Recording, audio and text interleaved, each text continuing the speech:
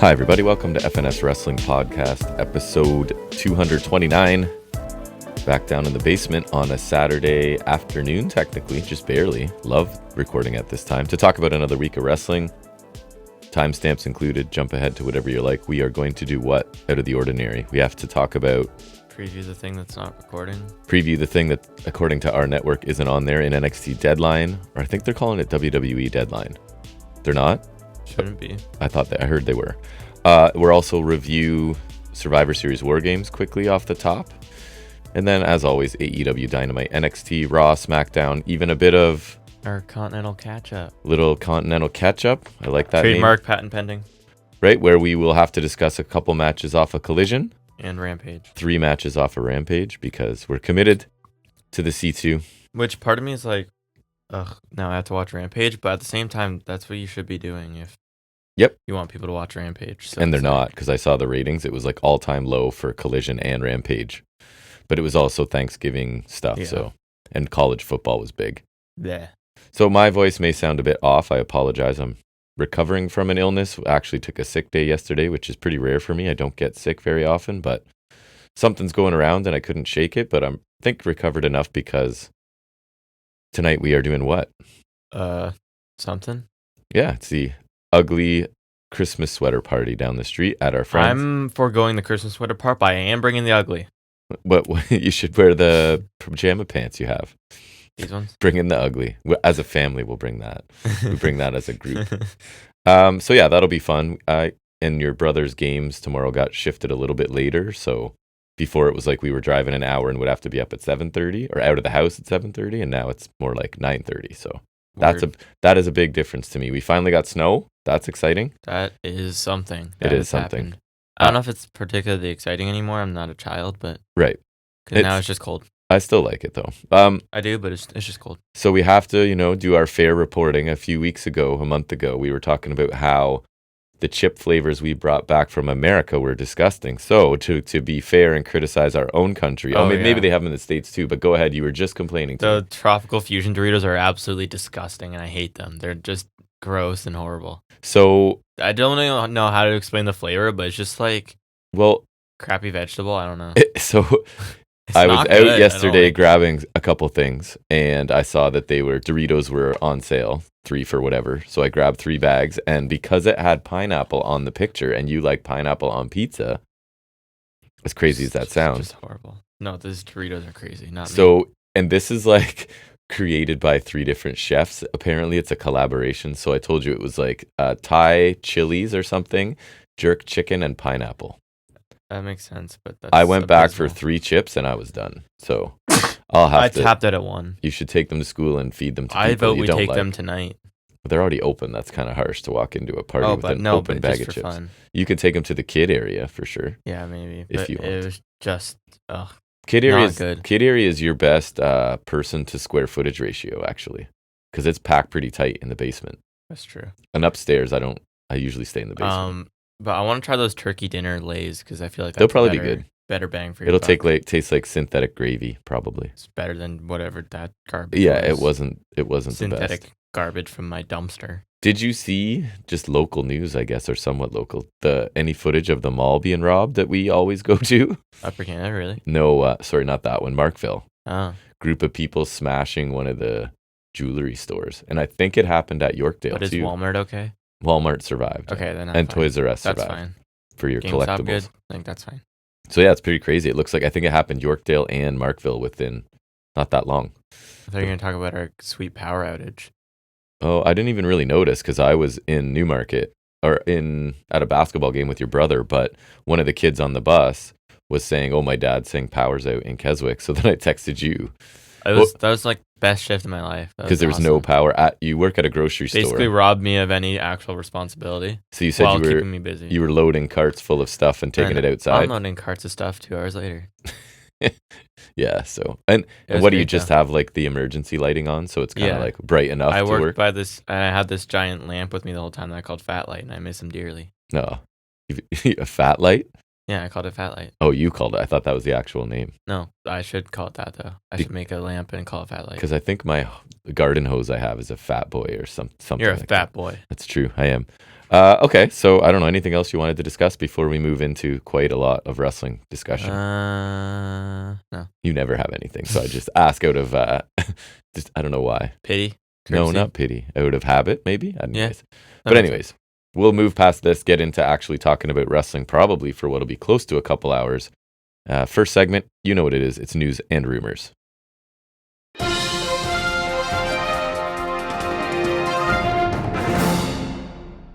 So my goal this week, and I just accomplished it right there, is I go back and I don't listen to the whole show.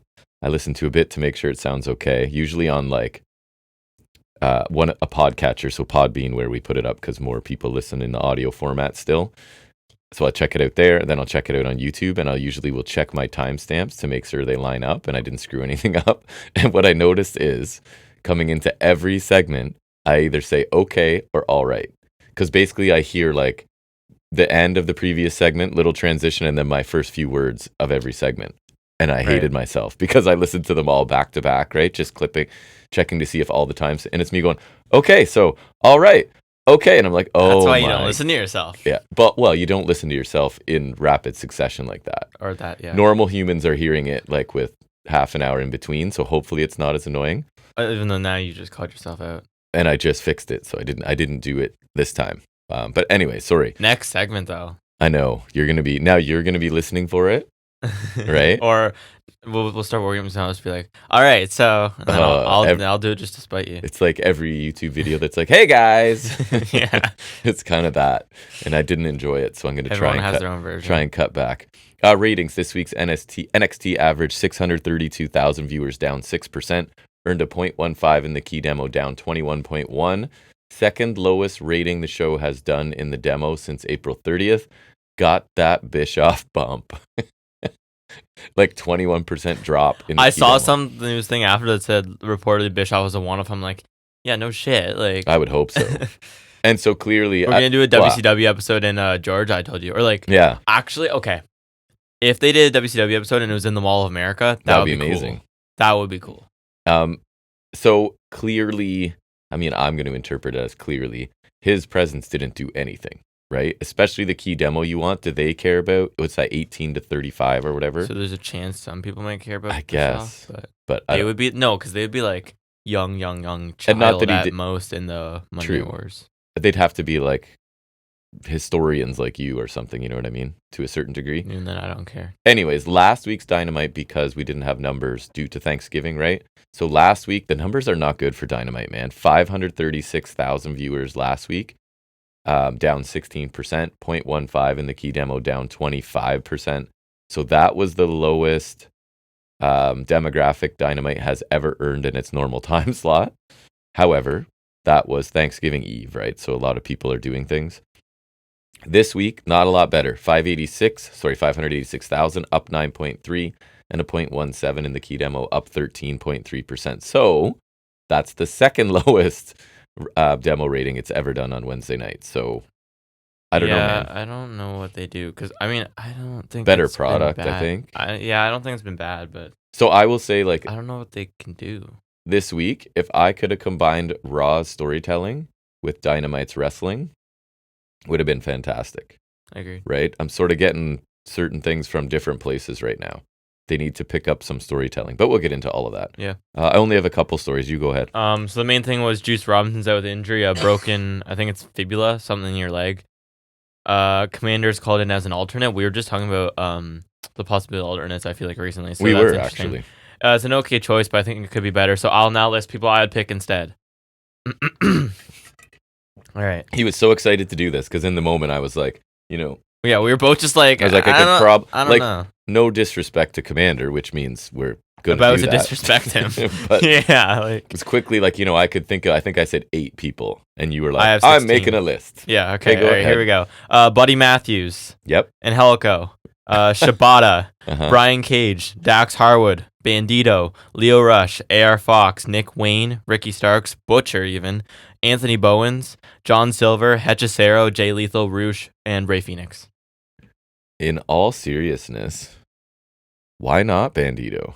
That's what I was literally saying. Like, I honestly didn't say Like, that a to you in bunch the of moment years are- because you hadn't seen the segment A yet. bunch of years are far-fetched, right? Like Angelico, obviously. Yeah. But that's like an FNS dream. Yeah, or like even like like Bandito, that... I know Jay Lethal's not interesting, but honestly, I would love Jay Lethal in there. I thought Jay Lethal was awesome last year. So I guess the problem is... They all have to be a fall guy. That's why. And so returning Bandito...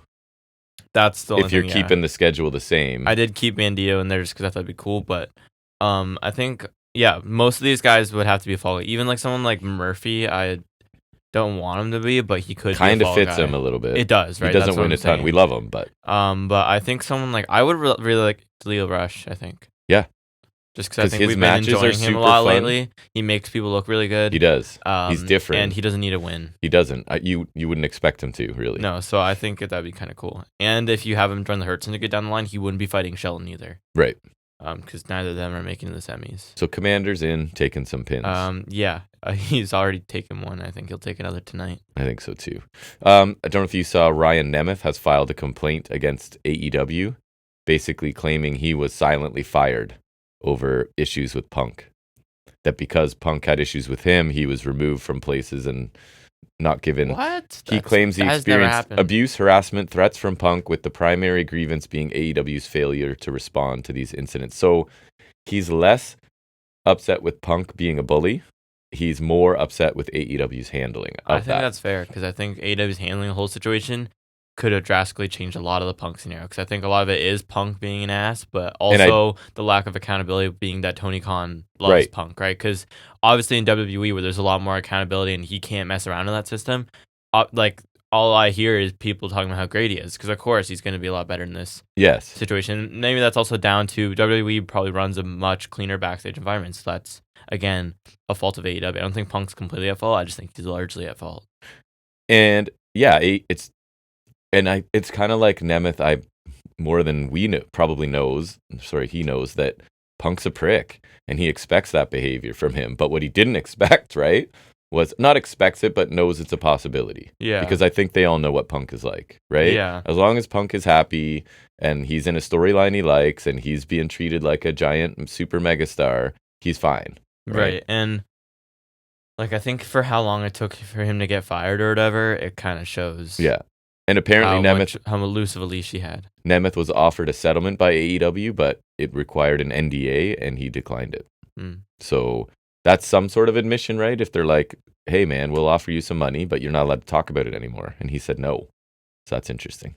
I only have 2 other stories this week. I saw Jesse Ventura's returning to announce for Saturday night's main event, and then Hulk Hogan and Wendy Richter are also rumored to appear. Okay, so Ventura, as long as he's still sharp and can talk, that's a little piece of nostalgia I don't mind, because I grew up with that, right? And it's not in any intrusive way. You're going to have a commentator anyways. I'm not married to any of the commentary teams they have already, so no Morrow, Hogan coming back is terrible and awful. He shouldn't be. He should just be, if canceling's still a thing, I'm not sure. Well, they did for a while, remember? Right. And then they just were like, nah. Far enough in the rearview mirror, it's fine. Yeah. Pretty much. And then Richter, whatever. Whatever. That showed, I don't know. It's basically like a PLE that you don't have to pay for. Right. And it's Balor, Gunther, right? Balor, Gunther, Cody Owens. I think it'll be the finals of the U.S. tournament for the women, maybe the Intercontinental, but it might be too late. That might be it. I don't actually know. It's on NBC and Peacock, so I guess you'd have to pay for a Peacock subscription. But in the States, you do, yeah. I don't know. They'll have to pay for Peacock and Netflix, I think, to get everything in the States. But I thought it's going to be off Peacock. I don't think so. I think some of it's staying there. I was listening to somebody. Who was it? I can't remember. And they were talking about having to pay for both still to get all the shows internationally, it's everything here? Or? Yes, internationally, everything's Netflix. I don't know why they wouldn't just do that, period. But I guess because Peacock still wants their money and has some sort of contractual whatever, I would assume. I thought it was interesting just because you don't usually see these things. They posted who produced and wrote for this week's Raw, which I really enjoyed. Again, a lot of the segment. So the CM Punk, Rollins, Zayn, Uso opening segment was Abyss, which I thought was cool. The R-Truth Pete Dunne match, whoever produced this now is Heat with You, right? For sure. Kenny Dykstra. And Spear Squad. The Zayn Rollins match, which was very short considering it was a main event, was Michael Hayes and Bobby Roode. And the New Day segment. That was I don't know who these people are. I'm saying their names because they deserve recognition you for know that Bobby segment. He didn't do this one. This was Ben Sicocchio. Oh yeah, I know Ben Sicocchio. Carrie Hansen. I only say their names as a hey, this is one of the great segments ever. Yeah, Ben Sicocchio's yeah. So let's get your name out there. He's pretty big name, big deal. Oh yeah, for sure. He's Yeah. Last one I had is that Penta is officially out of AEW. His contract's done. He's off the roster. Wearing my Death Triangle shirt. This is now a collector's item, right? I guess. Yeah. So I have two. I have that one, and then I have the one love that's the I have the Triclops. Probably my favorite wrestling logo ever. Mine's quite possible. I like Undisputed Era. That one's nice. But you would. That sucks. Yeah, that does. I love Penta. I still fear for him, but never got his full due either. No, he needed the real Penta Dark, not Penta Oscuro. Yeah, not the one they tried for and 2 weeks or whatever. Now that they have the deal with Warner or whatever, because they do DC, yeah. I wonder if they could have made the Joker Penta figure, because I feel like that was the one thing holding them back. But weren't they always part of Warner, right? I think so. Didn't they always have a deal with Warner Pretty Discovery? Sure. So I don't know why they never did it. They did not see money in it, I guess. Maybe I'm just dumb. Only other thing, and we're going to talk about War Games in a minute, bunch of people got injured, right? And not Punk. All that's the crazy that's part. True. That's a good point. And all in the same match. So Fatu sold like he hurt himself, and a lot of people thought he did in the immediate aftermath. I think that was just a really smart save on his part. It was, and we'll talk about that. So he's fine. But Bronson Reed destroyed his ankle, and we'll get to the spot. Gross. We both made the mistake of watching it in slow mo. I didn't even like it. Just highlighted. Came up on my feed. I didn't try to seek that out or anything. And then seeing the X-ray, I told you it just looks like a whole bunch of little bits of like Adam Cole, around. Except this injury actually makes sense, whereas Cole just did something like a normal person. True. This was a little more impact sustained by that. Jimmy Uso broke a toe, and did you see the third? Tongaloa. Probably the worst of all because he tore his biceps. Oh no! So I don't know when that was or where it was. Well, I don't remember him doing a ton. He's not gonna be able to wrestle. The fact that Fatu's not actually hurt with all the stuff he was doing. Well, yeah, and like he looked like he got hurt, but I think he kind of just slipped up and just made up for it. Yeah, I think so which too. is really smart on his part.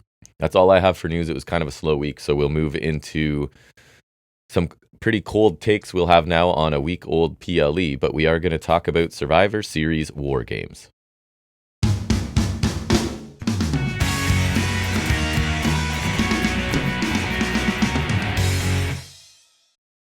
This show definitely happened. I have a feeling you are going to be more down on it than I was. That is my prediction. I just don't care. You didn't care. And I've been conditioned against this style of wrestling now. And we took a while to get around to full disclosure, the Priest Gunther match and the men's War Games. The Priest Gunther match I probably cared about the least, maybe. Yeah. Because they've done a horrible job of building it. So we'll talk about everything a little bit. My notes are not as detailed as normal. I don't think. Actually, maybe the main event I wrote down a lot just because there was a very lengthy match. But the first thing, do you have any thoughts on the aesthetics of the layout? Other than the only note I made was there's a lot of logos on the mat. So many logos on the mat. Both mats, so I guess. Gross. The mats. It's so gross. You would think that this is the Prime Wrestling Federation, right? Yeah. There's Prime. There's the True Classic, which is those plain shirts that they advertised later with the Alpha Academy. I think Diablo something was one of the games. I don't know. Yeah. It's just annoying and it's an eyesore. I don't love it. And then it was just one of those smaller stages that they tend to do in the bigger venues to maximize crowds. So it was alright, I guess. It looked very similar to last year's Survivor Series. Yeah. It was nothing spectacular, I didn't think. So we start out with the women's War Games match. We're going to bookend the show with the War Games, starting with the women. So that's Rhea Ripley, Bianca Belair, Naomi Bailey, Io Sky against Liv Morgan, Nia Jax, Tiffany Stratton, Raquel Rodriguez, and Candice LeRae. So no problem with them starting this match first. Bit of a problem in the moment and in retrospect with who they put in first, right? So they made the choice to put Nia Jax in first. And Bailey. Which Bailey's fine, but they didn't really have great matches together. No. Previously, and then Nia Jax is also just bad. Nia got exposed here, I think. It kind of set this match set it off in a poorer direction. People have been praising her too, and maybe some of her character work's better, I don't know, but in ring she's never been good, and anyone who thinks she doesn't like wrestling. She was not impressive here. So And another thing that kind of grated on me is every time someone new enters, they dig under the ring looking for some Especially in this match. I feel like in the men's, they did a better job of like spacing it out. Yeah, but- it was everyone. It was kind of like that's what you have to do when you come in. I thought it was interesting. EO this year had did you say she had it before, a custom garbage can with with straps so she could carry it? And then she's had that before. And then she climbs up and there's a platform for her to stand on. They've done that, I think, the last year or two where they have like designated diving platforms. Yeah. So this is her spot, and it feels like they'll forever find a way to put her in a War Games so she can do this spot, which she did. What is it? Trash can moonsault at some point. Nia Jax executes some of the worst chair shots since Hogan. Yeah. It's like really like it's like she had a chair shot accident once and she's just like traumatized at the thought of hurting someone again. It's like the other person had a raw egg on their back and she was instructed, she didn't want to break you cannot break that egg or you're fired. Yeah. And to be fair, I didn't make note of who, but I said she wasn't the only one who struggled with some chair shots. And I said, it kind of takes you right out of it, right? Yeah. This big, violent match, multi-person, locked in a cage. Woman even. With weapons. And it's like the most gentle chair shots you can imagine. Yeah, but there was the one time where like Naomi was moving and she was like struggling where to hit her. And it was rough. I don't know what they were doing. And then like stretches of nothing happening. And then when things are happening, there's a bunch of sloppiness along the way. Yeah. So and this is one of my annoyances. Before the match even begins, I thought that stretch was pretty rough. It was really bad, yeah. And so why I say it like that is because WWE keeps saying like the match doesn't start until everybody's entered the cage. No, it starts when it starts. It can't end. Right. Those are different things. It can't end until everyone's in there. Yeah. It has already started. By definition, those are different things. And when you include the running time of the match, you're not just going to cut off the first 20 minutes or whatever it is. Anyways, it's one of my pet peeves. So Io and Stratton tried to time a leap off the top, right? Everyone else kind of has to wait in position, and it's a mixture of people. So the spot looked good, and I thought it kind of picked up from there. But doing a moonsault on a trash can is impressive. And yes, it is. A lot of people having to wait underneath, but you can forgive it because it does look cool by the end.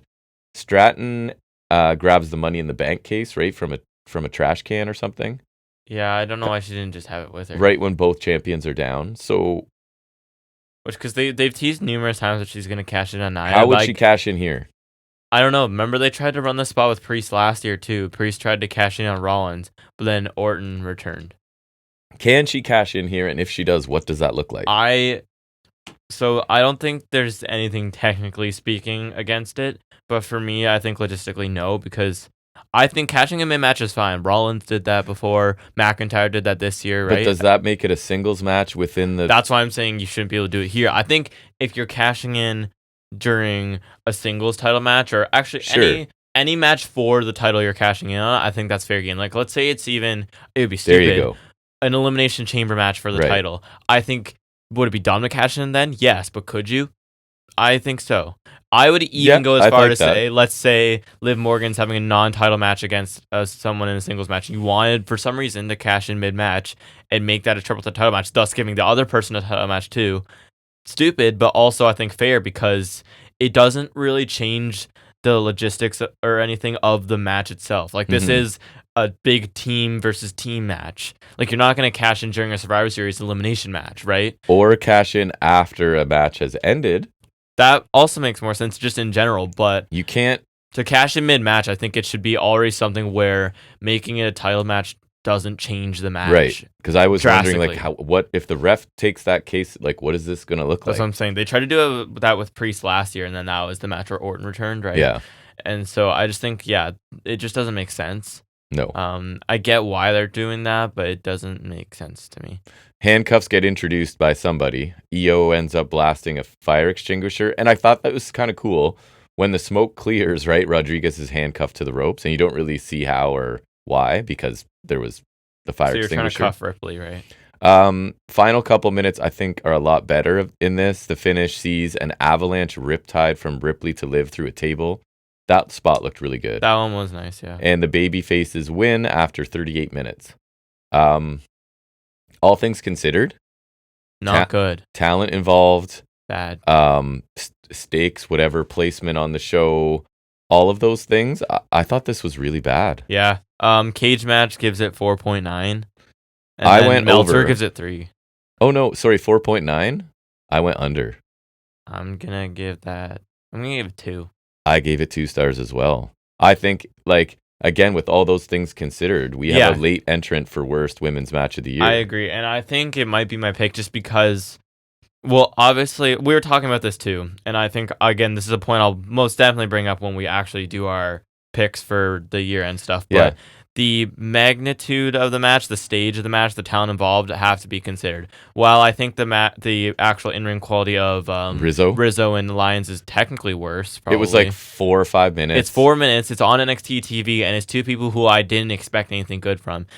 It's mid-carders on their 3rd show. Yeah, I think Rizzo especially is still learning. It's not a whole bunch of main event talents. Right, like for example, Bailey I think is really good. Belair's really good. Io's really good. Naomi's fine. Io's amazing. And Ripley's really good too. And then on the heel side, I think LeRae's always been really good. Morgan's fine. Nia Jax is not great, so I didn't expect much from her. I think Raquel's pretty cool, and I think Stratton's great as well. So I think majority you have some really good talent here, and it was still a really bad match. It was. Remember there was that one, I don't know if you talked about the stink face spot with the toilet seat? Oh my God, I didn't mention the toilet seat at all. I don't know why that was there. Yeah, one of the shots with it looked pretty good. Yeah, but yeah, this was just sloppy and a lot of botches or things that just didn't look good, even in execution. Remember, there's the moonsault on the chairs to, was it to Bailey? And like, I think they were just, they kept talking about how it affected Bailey through the whole match. Yes. How devastating it was, even though it looked like garbage. Yes, like it was just not good on the whole, and especially given all the talent involved, it was pretty disappointing. It was like almost 40 minutes, I'd say the majority of it was bad. Like Nia starting out was rough. That's just a horrible choice. Terrible use of weapons. Lots of like, I would call it confusion. Stretches of like not much happening. Tables getting dragged out and just left on the floor. Yeah, didn't Raquel leave one there? Yeah.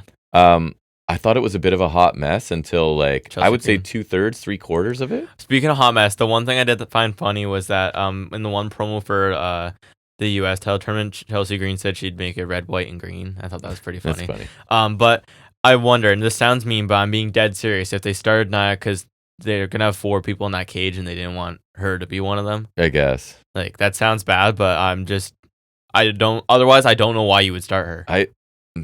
I think they thought, hey, let's dispel the rumors and myth that she can't.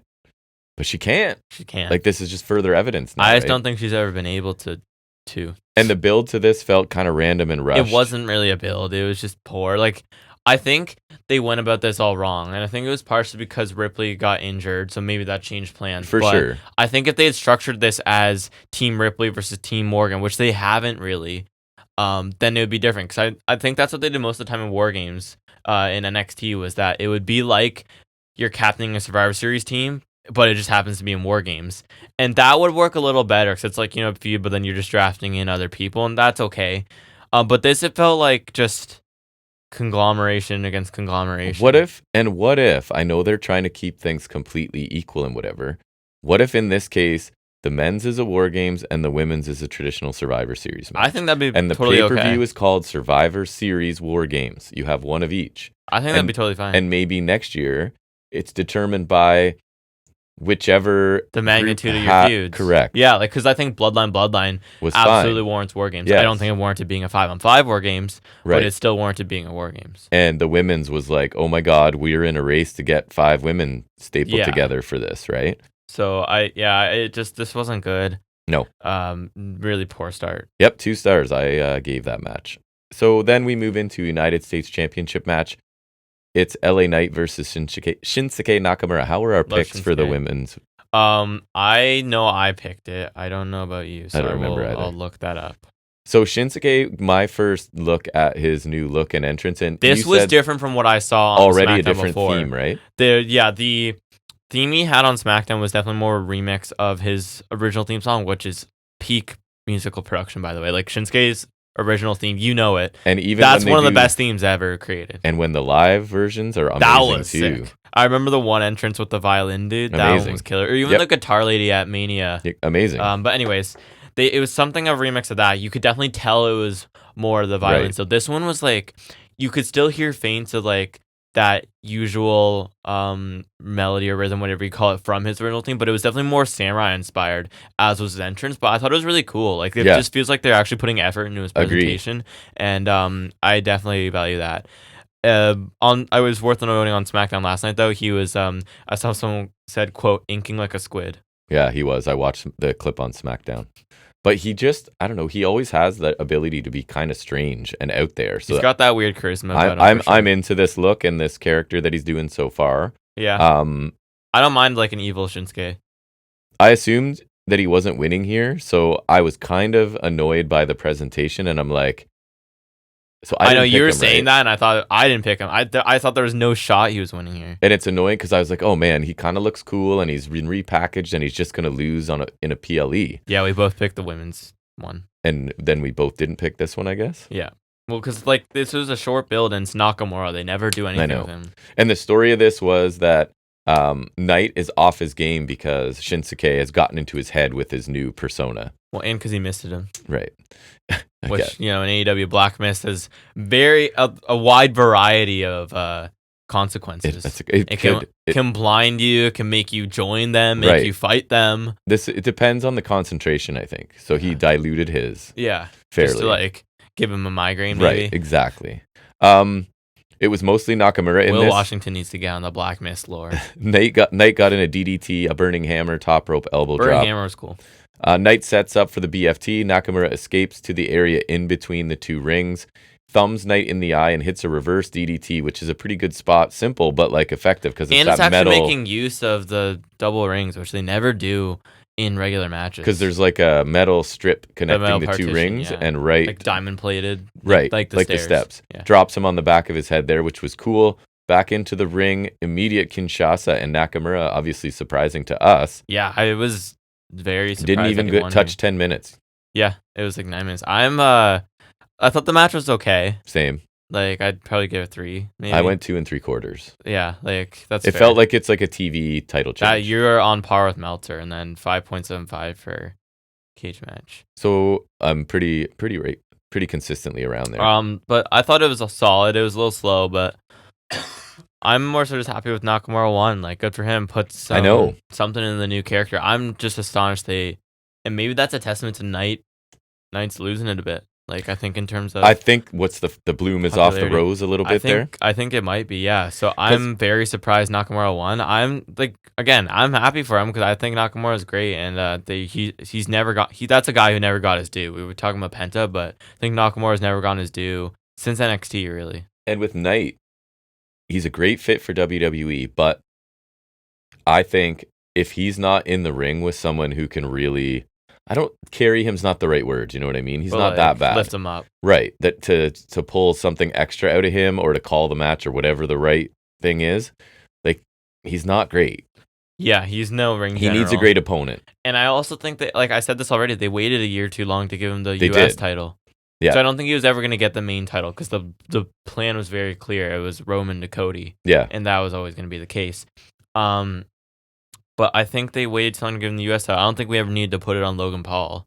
I don't think that did anything for WWE and because he wasn't around often. Right? Like, he had like a 200-something day reign, and he's like on a Lesnar like 3 schedule. times, pretty much. Yeah. And I think Knight could have been the one to beat Theory because no one needed that rub. It was Rey Mysterio, and he didn't need that. And then maybe Knight could have dropped it to Logan Paul at the Rumble and then won it back at Mania. I feel like that would be a decent path to follow. But I think waiting, because, like, Knight was hot last year, right? Really hot last year. Yes, he was. And the thing they gave him was winning that Slim Jim Battle Royal. Right. At last year's SummerSlam. That's when he should have won the US title from Theory. Because Theory was like, no one cared about it. Nobody. No one cared about his reign. People were panning him. Especially once John Cena told us all, like, right? Like, this kid sucks. He beat Cena, and he didn't even get a rub from that. I know. But that was, like, last year's SummerSlam. Knight only won the title at this year's SummerSlam. That's the epitome of waiting too long for me. It's basically like TNA with Joe Hendry right now. Yes. They're missing the mark. And it's not even like... I think it's because they know he's gone. I think so, but I feel like they should, they should be capitalizing on that. Like, get whatever they can from that. True. You can't be that petty, right? You need the attention he would get too. Regardless, helps both of you. They need that attention for sure. I agree. And for me with TNA, this is a bit of a digression, but still... I was just saying with Knight, he was never gonna get like as over as he wasn't gonna be the one to beat Roman. No. But Nemeth is not Roman. No. Nemeth is not their Roman. It's not even like, to draw Not a even TNA at all. example. If it was Josh Alexander's, remember, because he had the longest title run, right? And then obviously he vacated. But Nemeth's not even on a run like that. So I'm not even saying like star power, but lengthwise, Nemeth is not a Roman. He's not a Josh Alexander. He's not a Bobby Roode, right? He had a long run, I think. He did. So really them preserving him, or even preserving Moose, because Hendry was getting hot while Moose was still the champion, right? It's really not worth it. I don't understand. And now they have AJ Francis challenging for their world title, which is absolutely absurd to me to ever do, unless you're an indie. I haven't watched TNA in months, so maybe he's becoming a ring general. Dude, that's like saying, oh, Nia Jax is great. Let's have her start our War Games match. Right. Well, I mean, there's precedent. That has happened. So, but yes, really happy for Shinsuke. New character, new look, kind of cool. So I'm all for let's give him a mid-card title and see what happens. I think so. It's more interesting than Logan Paul or LA Knight. So. Yep. Then we get the Intercontinental Championship triple threat. Braun Breaker defending against Sheamus and Ludwig Kaiser. This was the match I was looking forward to the most on the show. I agree. I really like Breaker and Kaiser. I think these are... And Sheamus is good. He deserves some respect. Sheamus right now is really good, and the fans are still like... They now like him as like the veteran underdog trying to get that last credential. I think ever since that first match with Gunther, people have really started to give him his flowers, because I think he is good. He's just awesome. He was just always... I don't know, maybe he just never got noticed, or people just never really liked him that much. For me, there was too much of him at the world title level constantly. He got thrust there really quick, way too quick. I really liked him. He stayed there a long time. Yeah, I started to like him once the bar started. I thought the bar was a good resurgence for him, and then he had that feud with Jeff Hardy where Jeff Hardy threw piss at him, and they had fought in a bar. Oh yeah, threw piss at him. Oh yeah, awesome. I just wanted to remind you of that. Yeah. And then he had the US title run where he had the Cody mask on him. Yeah. And the Brawling Brutes, obviously, he introduced us to Butch. Thank you. One of his superpowers, Sheamus that is his pale skin shows off the welts and scrapes and bruises. Oh, yeah. Like everything is just magnified on him. Yeah. And he takes a beating, that guy. Yeah, especially against Gunther. He needs to challenge Gunther for the world title. I know his thing is winning this one title he's never won, but I just want him to fight Gunther for a main title. That would be a slugfest. Do that for the Rumble, maybe? He could. We get an early rope running clothesline by Breaker to Kaiser to showcase Breaker's crazy speed. And then remember they're out on the floor and Braun just kind of flies out of nowhere with a shoulder tackle. Yeah. It looked kind of cool. He misses a spear, runs into a chair in the corner. Sheamus follows up with a brogue kick. Kaiser pulls the ref out at the last second. Amazing near fall. Great the crowd heel is work furious. for Kaiser too. He's an awesome heel. Vicious Kaiser he just attack. Looks so smug. He looks punchable. Always. He's so punchable. Like he's one of those can't see him as a baby face. No matter what. No. That's where I'm gonna cough. It's kind of like Miz. Miz is very punchable. I don't think he's as good of a wrestler, but and yet that hasn't stopped them from doing babyface Miz a lot. Remember, we saw a house show in Peterborough. Back then, people hated him. He got Marcel Bartel, who was just this scrawny guy facing Ricochet. It was Killian Dane. Oh, yeah. He got pasted and the crowd hated him. I don't remember I don't remember the chant specifically, but there were some funny ones. Something of you won't forget the name. And the guy was like, I forgot already. Or right? And it was something about hockey too, I think, because he obviously was in Canada, but it was really funny. Back then, even he would get some pretty good heat. Just and instinctively hate him. Yeah, I didn't even know who he was back then, and now he's obviously a lot bigger stage, and he's ripped. He wasn't that ripped back then. And now he's shredded. He beats the hell out of Sheamus with the shillelagh right. Leaves marks all over him. But Sheamus hits his kneecap thing that looks pretty good for basically a near fall. V-trigger-esque. Kaiser DDTs Sheamus, Braun spears. It's like a STO-DT, so it's like if you're going for a Blade Runner, but then you just kind of switch into a DDT instead. Yeah. I like that. It's cool. It's so funny because that's the finisher I'd given my creator wrestler for years. Nice. So I had it first. He's stealing from you.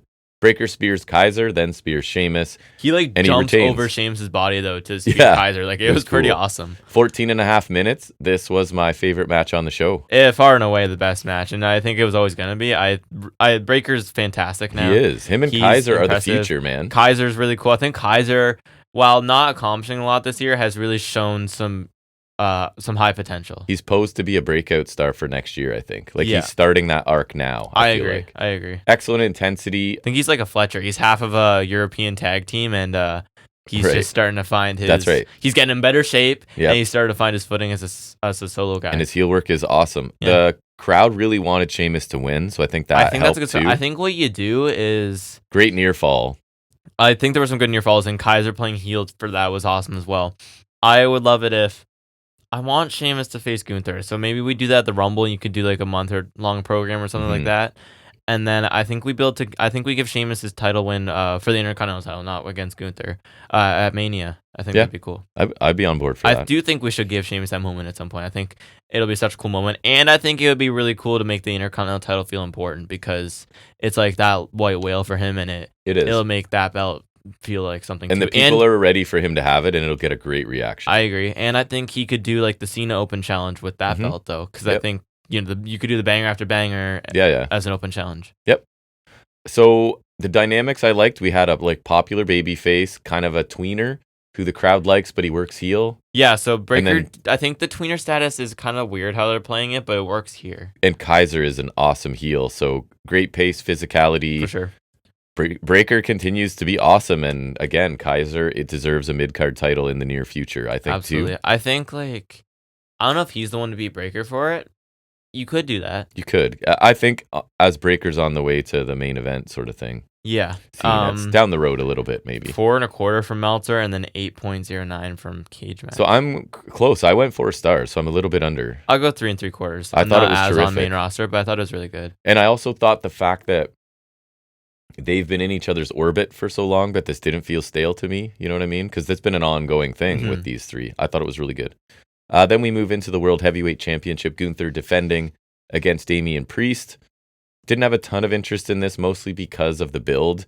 I think the build's been bad. Gunther kind of looked like a dork over and over again, which is so weird. I think it definitely crossed into the bad territory for me. Just, I get that they want to make Priest feel like a big deal, and I guarantee he's big for them with the Latin community, right? Because obviously he was big for the Puerto Rico backlash last year. And he's good. He's perfectly... He's good, but... He's a B+ player, right?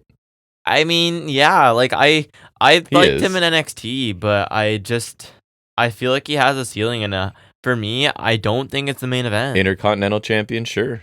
Yeah, I don't find him that interesting anymore. He's like 85% of a I thought he was cool as the big guy in Judgment Day, but honestly, I don't... he's not bad on the mic, but I don't know. I've had a struggle getting what his personality really is. I know. And I just don't... That's the missing piece. I don't buy him as a champion, and I don't buy him as someone who can beat Gunther. And more importantly, as someone who Gunther should be afraid of. And so, again, I get why they want to put stock in a Priest, and I get why they want to make him feel like a big deal. And that's okay if you want to try to do that. Even though I don't love him, I can respect trying to make me want to like him, right? But... doing that at the expense of someone like Gunther is a huge misstep because Gunther is fantastic. Gunther is a top guy, and you shouldn't be cheapening him for someone like Priest, who, quite frankly, I don't know if we should be trying anymore. He's already kind of late into his career, and again, mid-card is his ceiling. Yeah, and I think I'm additionally irritated by the fact that this whole Gunther lost his confidence is because of Cody, so that bugs me too. That too. It's that, and that I don't think Priest is that interesting. For example, and it was just the whole Gunther tries to attack him from behind while he's seated, and Priest still takes him out with a kick to the stomach. It reminds me of the build with Ego, because he would get bitched out by Oro Mensah week on week, and it just doesn't make sense to me. And it's maybe they're checking Gunther for range in terms of character. I don't know. I don't like it. No, just wait till Dragunov. If Gunther should be afraid of Dragunov and nobody else. Yes, there should be subtle vignettes that tease he's coming, and Gunther can live in fear for a bit. Yeah, Dragunov is Sami Zayn because he beat him, but insane. Yeah. Anyways, Priest is in control early here. Gunther takes over, works Priest's arm for quite a while. Right, that was the main thing. The main story here. Commentary talk about how Gunther doesn't look like himself early on, and I find it a bit annoying. I mean, if you put up a picture of Walter, you could say he doesn't look like himself. He definitely does not. They each escape the other's big moves, but Gunther ends up hitting a successful powerbomb for a near fall. We get a Hurricane Rana off the ropes and a Razor's Edge by Priest for 2, which, remember, my instincts were to write down border toss for some reason. Such an odd... Shout out to Hernandez. Priest's arm gives out on his 2 South of Heaven attempts. Gunther slaps on a Kimura. Gunther gets shoved off the top. Priest falls to the floor. The fans seem to chant like they thought that was a mistake, that Priest wasn't supposed to do that. But I don't know. Ref tends to Gunther because it set up this finishing angle, right? So it felt pretty on purpose. So as the ref turns his back to Priest on the floor to go talk to Gunther for some reason. So, he did go out to Priest, and Priest said, give me a minute. So then he went in to see Gunther. So I guess that works. Balor runs in, right? Coup de grace off the steps to Priest. Gunther takes exception to that. Which called the stomp, and I was like, no. What? Gunther then boots Finn out on the floor, climbs back in the ring, powerbomb for Priest, and then it's like an arm choke submission thing that I'm not an MMA guy, don't know what it was, applied. Priest goes out, doesn't tap out, but passes out. After 19 minutes, go ahead and talk because I need to mute and cough for a second. Yeah, it was fine, I guess. I don't know. I really don't have any strong feelings about it either way. I liked it more than you. I thought it was good. Again, Priest doesn't interest me. I think, he's not a bad wrestler, but he's not the most action-packed dude, and I feel like Gunther's style is good in that way, and Priest is, nah in that way. And I don't think it meshes the best just because, it wasn't as hard-hitting as the first match, so it doesn't have that aspect to it. And then I just feel like there wasn't enough. The arm targeting was a fine story, but it just didn't feel like it held my attention. It was not, Gunther's never going to have a bad match, I don't think. And I thought Priest sold the arm pretty well and stuff. What were the ratings for this one? I don't know why I just closed it. Before I reveal. That was dumb on my part. But I can just pull it up right now as I'm not yapping to buy myself time as I scroll back down. And it was 3 3/4 from Meltzer, which I think is too high. And then 6.89 for... so I'm pretty close. I'm in between those. I went 3.5. I'm going to go 3 1/4, I guess. I didn't really love it. I don't love the story of Gunther's lost confidence, but if that's the story you're telling, I don't think it's a bad idea to have him, because it's interesting, right? Finn comes out to help him, and Gunther doesn't want that, but at the same time, he immediately takes advantage of it. I don't like the finish, because the whole point of this was that he wanted to beat Priest by himself, and they spent this whole time making him look like a chump, and now he doesn't even get that redemption that he's supposed to have. And that's what I'm saying. They're furthering a story I don't like, but if your decision is to further that story, then it makes sense. I just think it's dumb, because I think Priest is not a guy Gunther should need help with. I agree. So I don't like it. But then it springboards into him facing Balor, which fills a need at main event, et cetera, et cetera. I do like the idea of Gunther and Balor, even if it's heel and heel. That should be fun. Balor, I saw something that he's kind of a locker room leader and that he'll get a push next year. He better, dude. No, he won't. I don't think he will, but I think he should, because Balor's great. But. I think he's settled it into his role, basically. You can put him on TV a lot. You can get him to have good matches, but he doesn't need belts and stuff. Which, as he has a belt. But but does he really? No. Then the main event, it's the men's war game. The original Bloodline, Roman Reigns, Sami Zayn, Jey Uso, Jimmy Uso, Punk against the new Bloodline, Timu Bloodline, Sikoa, Tama Tonga, Jacob Fatu, Tonga Loa, and Camacho. So Tonga Loa is the first one, Tama Tonga is first, and he has a lot of energy and scales the cage. Yeah, and he's really weird. He's weird a strange now. one. He does the yeah thing. He'll start out for Timu Bloodline, and it's Jey Uso for OG Bloodline. A lot of yeeting. Decent action, nothing really of note for the first 5 minutes. Jay's in control as Bronson Reed enters next for the heels. He grabs half a dozen chairs and slides them into the ring. So as Reed's entering, right, Jay throws 2 chairs into Reed's face, and then Reed punches the third one away. He takes control as Tama comes to help Reed beat down Jay until Jimmy enters next, all fired up, and he takes over as Jay recovers just in time to join him. We get a nice corkscrew moonsault off the ropes from Jimmy. Jimmy actually can do wrestling moves, so I find it interesting that Jay's the one that is so over, because he doesn't do anything. Yeah, it's just because he started yeeting. Honestly. It's what it is. You should swap them out. Most people won't know, and then Jey Uso will start having better matches if it's Jimmy Uso. Yeah, he did that off on the press conference after him and Cody won the titles, the tag titles, and then it just became his thing. I think it's because he had the main event Jey Uso run, right, when he faced Roman a bunch of times, and Jimmy, he's got some more to him, and more than super kicks. I think they're both just better together, though. I think we need to reunite them full time. The Usos keep control, and Tonga Loa teases being next, but Solo, in his infinite wisdom, taps Fatu instead. Probably the smartest. And we're like, oh my god, what an upgrade! We went from The guy who doesn't do anything good. The guy I want least to the only reason I really want to watch this match, which is Fatu, and he does not disappoint, man. He no-sells a Samoan drop pretty quickly, nails a spinning elbow that got a good reaction from the crowd. Everything he does, the crowd is kind of still like gasping about. Yeah, he's like this kind of realistic version of Scary. Like, I believe He he's is. a savage. He is. But also an intellectual human. It's like new school savage, right? Like he's not like a savage from the wilderness like right. Umaga. He's like a city, an urban savage. Yeah, like will. A guy with a criminal record. And yeah, he's awesome. So he does a handspring kick to somebody between the ropes and the cage. I think it was Jimmy, and then he moonsaults straight into a moonsault. Yeah. Crazy. Roman stops Punk from going next, right? Because there's got to be a ton of tension between these two. I felt like it was almost too much. Yeah, and it's like... It was the story of this. Well, and it's because it's just, you really have to think, can they coexist? It almost felt like that was more the story than anything else, though. Which is weird, because it's not. It is. But Punk would be thrilled with that. So I would almost think he requested it. Roman stops Punk from going next. He sends out Sami Zayn instead, and Punk stares down Roman. Sami's on fire until Fatu catches him coming off the ropes, but then Fatu turns into a super kick from Jimmy, and the faces gain control until there's about 20 seconds left in this round. I don't know what you say. Interval? There you go. The next entrant is Tonga Loa. And the match still hasn't started, though. He gets tables from under the ring. Team Bloodline are in control as Fatu sets up a table leaning in the corner. I was saying to you, it's kind of funny. Wow, I timed me interrupting pretty good. I'm struggling, man. I was telling you it's kind of funny that the Bloodline wear black on black here, and then the OG Bloodline wear red. So I was saying, like, it's like the Team Bloodline got usurped with their own color. Yes. So Your color has been usurped. Fatu does a hop-up split-legged moonsault. Like, a lot of his things I put question marks because I'm like, what? And he just does so many of them with just, like, he'll just do it. And if you're there, you better be there, you know? Like, this sounds stupid, but it's this, I think it's a good term for him. It's like reckless precision, right?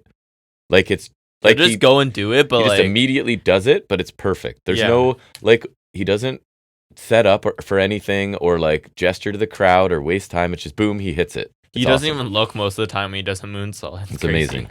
Roman starts to go out next, but Punk just hustles by him to claim the spot. And I was like... Roman is displeased. Roman walks really slow there, so that's kind of funny. He deserves it. It's kind of fair game to Punk there.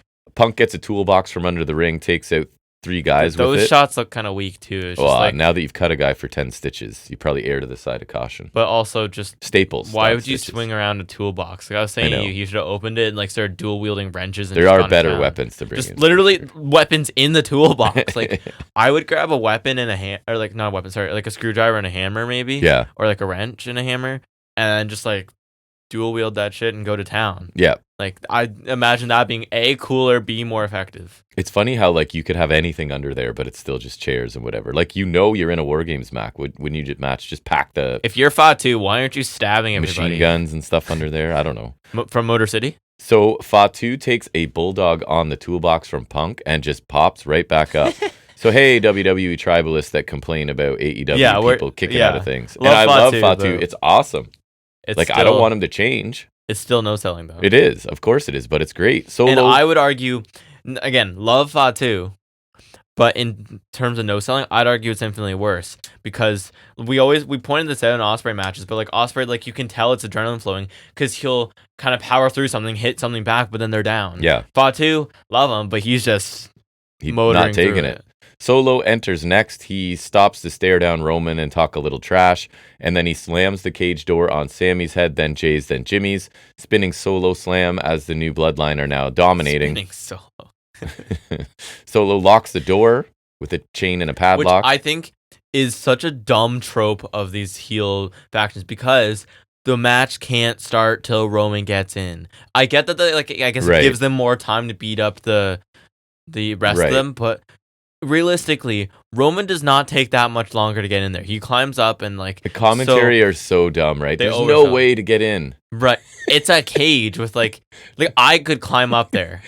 It's not even like a super high cage. It's like 10, 12 feet in the air. It's not even like he's scaling Hell in a Cell, which again, still pretty simple, but it also happens, yeah. But it's like... So I just think it's dumb because not only is... the benefit you get, not much. Yeah. Not only can he still get in, but the match quite literally can't end until he gets in there. So really, why wouldn't you just beat up the guys anyways and just gang up on him when he gets in the door? Everybody grab a chair. Yeah. For when he walks in and just destroy him. I think it'd be even easier to like just gang up on him with kendo sticks, and then if you're Fatu, if one breaks, start stabbing him with the broken pieces. But like, and if he comes in the door, his options for attack are infinitely less. He's got to like bend over through the ropes, right? Because like he climbs over the cage and he jumps off the top rope, right? But like he could jump off the cage. He could like. I thought he's literally fighting them from sitting on the cage, right? So like, I was just gonna say I thought that was silly. It was. He's climbing over a cage, like holding on and still fighting off like these guys that we're supposed to believe are incredibly tough. Right, but then like his options for fighting back are infinitely cut down if he goes through the door. So I think actually locking the door is a stupid idea. And that we've talked it out. I think pretty much every regard. Yep. So Reigns does climb over the top while fighting everyone off, dives onto the group, helps everyone up but Punk. And then Heyman comes down to try and unify Punk and Reigns from the floor. I thought this was stupid too, because like, so then they're all standing up, right? And it's the classic, one team's in one ring, one team's in the other ring. And Heyman's having this whole... I'm giving this whole speech to Punk and Reigns. Meanwhile, the Team of Bloodline are just standing in the other ring, watching this happen. They're not trying to fight, like attack them down. They're not trying to gang up on them while they're distracted. They're just like, oh wait, we gotta wait for the big wide shot. Guys, Paul's talking. Guys, wait. Paul's talking. I know we beat him up and we took him out of the group, but we gotta wait for this big 5-on-5 fight, okay? Yeah. Like exactly. It was so dumb, especially Jacob Fatu. Why would Jacob Fatu ever wait? Let him repair the rift between our opponents. Let him make our opponents more unified. Guys, we want to take them at full strength. Okay, so let Paul. We want the hardest fight possible. Let Paul make them coexist. That's what we're all about. We want our opponents to coexist. The bell rings. The match starts. The match has started. So stupid. It's not like the bell rang before. Tama Tonga and Jey Uso were fighting. Or there's been timers running in, like, counting down things like 5 times. Anyways, they group stare down, then they brawl. Eventually, they kind of spread out. We see an Uso double splash. Roman accidentally spears Punk as Punk was setting somebody up for a GTS. I don't remember who. Samoan spike to Reigns for a near fall. This is where Fatu looks like he was going up for another moonsault. Slipped. Sells the hell out of a knee injury. I applaud the effort there, because... it was definitely just a slip up, but... We watched it late, so I knew he wasn't hurt, but in the moment, I would have been like, no. Well, and because remember, he like injured himself splashing Cody, and then he was walking around with a boot, but still wrestling. Yes. Because he's Jacob Fatu. But just, I applaud the effort there, just to kind of cover it up, and it's genius, because then it's like...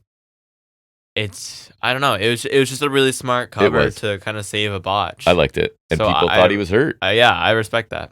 Roman gets put on a table, Reed climbs up to the top of the cage. Punk pulls Roman off the table at the last second. And even not seeing the slow-mo, but you can see the way Reed jumps. Yeah. He's coming from the cage, and like his ankle buckles. His feet are too low. Like he's kind of coming down like that, and so then his ankle like kind of goes like... It was kind of like the issue with the Adam Copeland's dive. Yeah. Where, his just... Plus 250 pounds. Yeah. Or whatever it is. Yeah, I actually know it'd be like the same height roughly. Never mind. Another spike to Roman, but a double super kick to Solo right after. Fatu lies on a table for way too long. Oh, that made him look so dumb. This guy dumb. who no-sells huge moves and they like bulldogs onto a toolbox. Because they're waiting. Lies. Like, Jamie's on the top of him. It's like, oh wait, I can go on top of the cage. Right. And it's just like they didn't even try to like do something else to keep Fatu down. They just let him lie there until he took the move. So Jimmy off the cage splashes Fatu through the table. So now Solo Sikoa is the only one standing, and he's staggering around. Roman gives him a chance to acknowledge him, I think. Which I did kind of like, that like he's still family, so Roman's still like willing to take him back. And Solo's still defiant and goes for another Samoan spike, but takes a signature from everybody. It was like what? Super kick, double super kick, Kaluva kick. Not kicks. GTS spear. Yep. Match over. Culminates in a spear. Roman pins him, and they pick up the win in 41 minutes. Which you didn't pick, so eat nuts. And then Punk and Roman shake hands, but kind of stare at each other afterwards still. So, I did not think, I'll say for this show, that Nakamura would be the one to disrupt my perfect game. Right. Fatu was for sure a highlight for me. Fatu is the highlight. I don't watch Smackdown, so I haven't seen a ton of him in WWE, and every time I'm super impressed with him. He was the only notable thing, I think, before the match officially started. I hate the match itself was pretty good. I didn't think super memorable for me, right? Too bad. The most memorable thing is probably Bronson Reed breaking his ankle, right? That's the thing we'll remember. And that's really too bad, because you were talking about it too. He's on like a push of a lifetime right now. Yeah. With WWE. So I think it's really I've bad really enjoyed him lately watching Raw. Yeah. So too bad for him. And a lot of them laying the groundwork for a Punk Roman program. Maybe with one of them as champion. I feel like Punk's going to win at some point. If Punk beats Gunther for the title, so help me God. I don't feel like that's impossible. We need to wait long enough for Dragunov to come back. What's our over-under accurate on this one? It's 4.25. Under.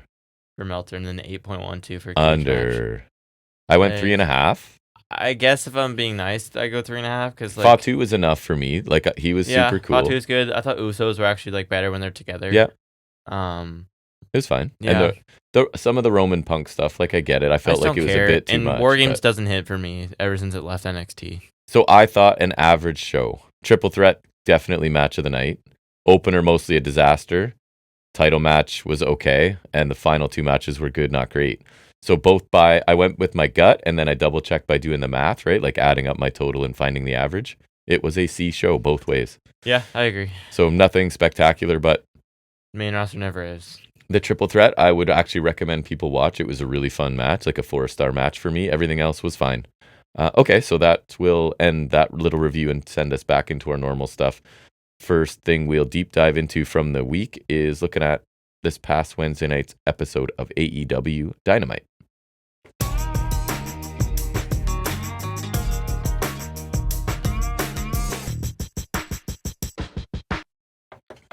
Talk to me about Dynamite. I've got a cough drop in, so hopefully the muting to cough will be less right now.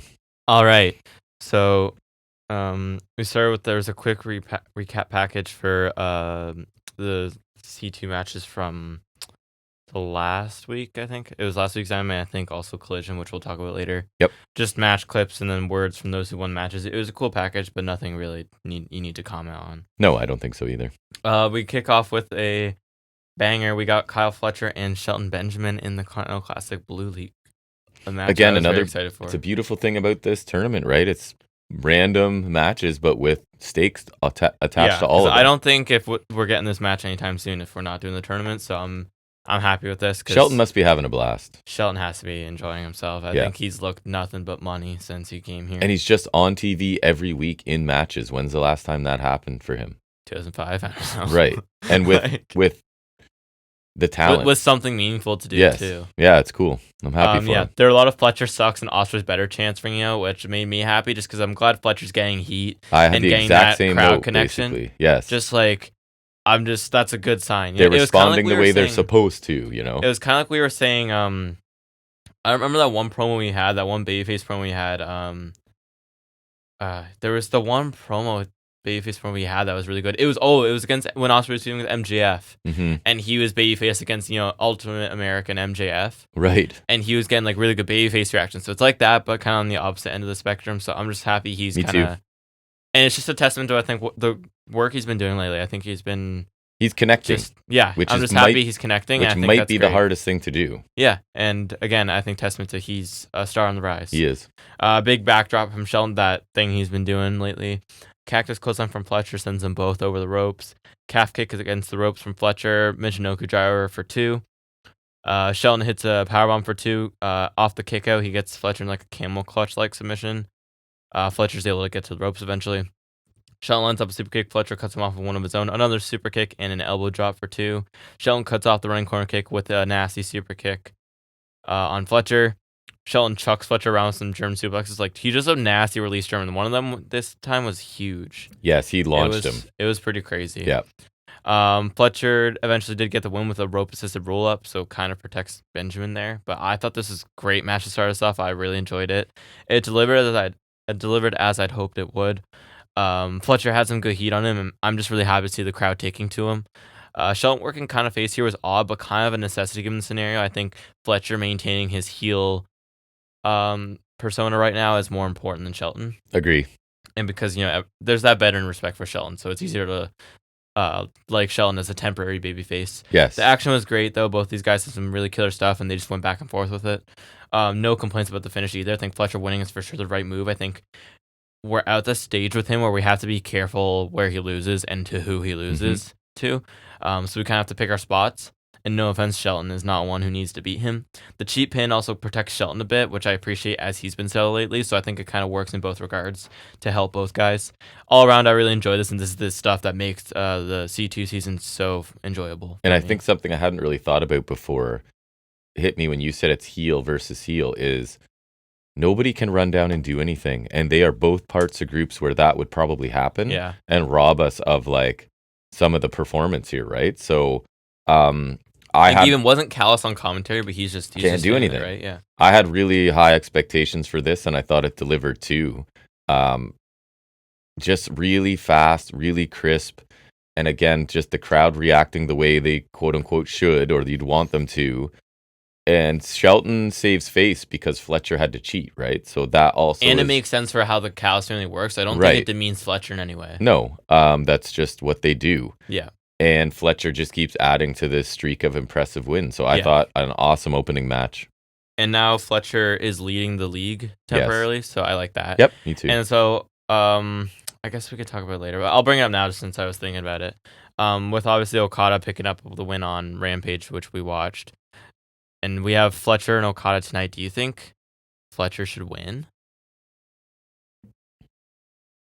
against Okada? Does that eliminate Okada, though? It doesn't eliminate him, no. I think it's too early to eliminate anybody. It would just maintain Fletcher's lead. It would. Probably. I think you could. I would also accept a draw. It's some intrigue there for sure. That's what I'm saying. Like, I think by the time we end up watching, I'll be spoiled, which is whatever. But just looking at it now, like, in my heart of hearts, I want Fletcher to win. I think he should win. Because, like, I get Okada's the champion. Again, I think you should be careful where he takes losses. But I don't know. I kind of want to roll with Fletcher here. Because who do you think's winning the C2? Fletcher? Because if you're picking him to win it, he can take a loss along the way. Do you know what I mean? Because ultimately people are just going to remember that he won it. That's true.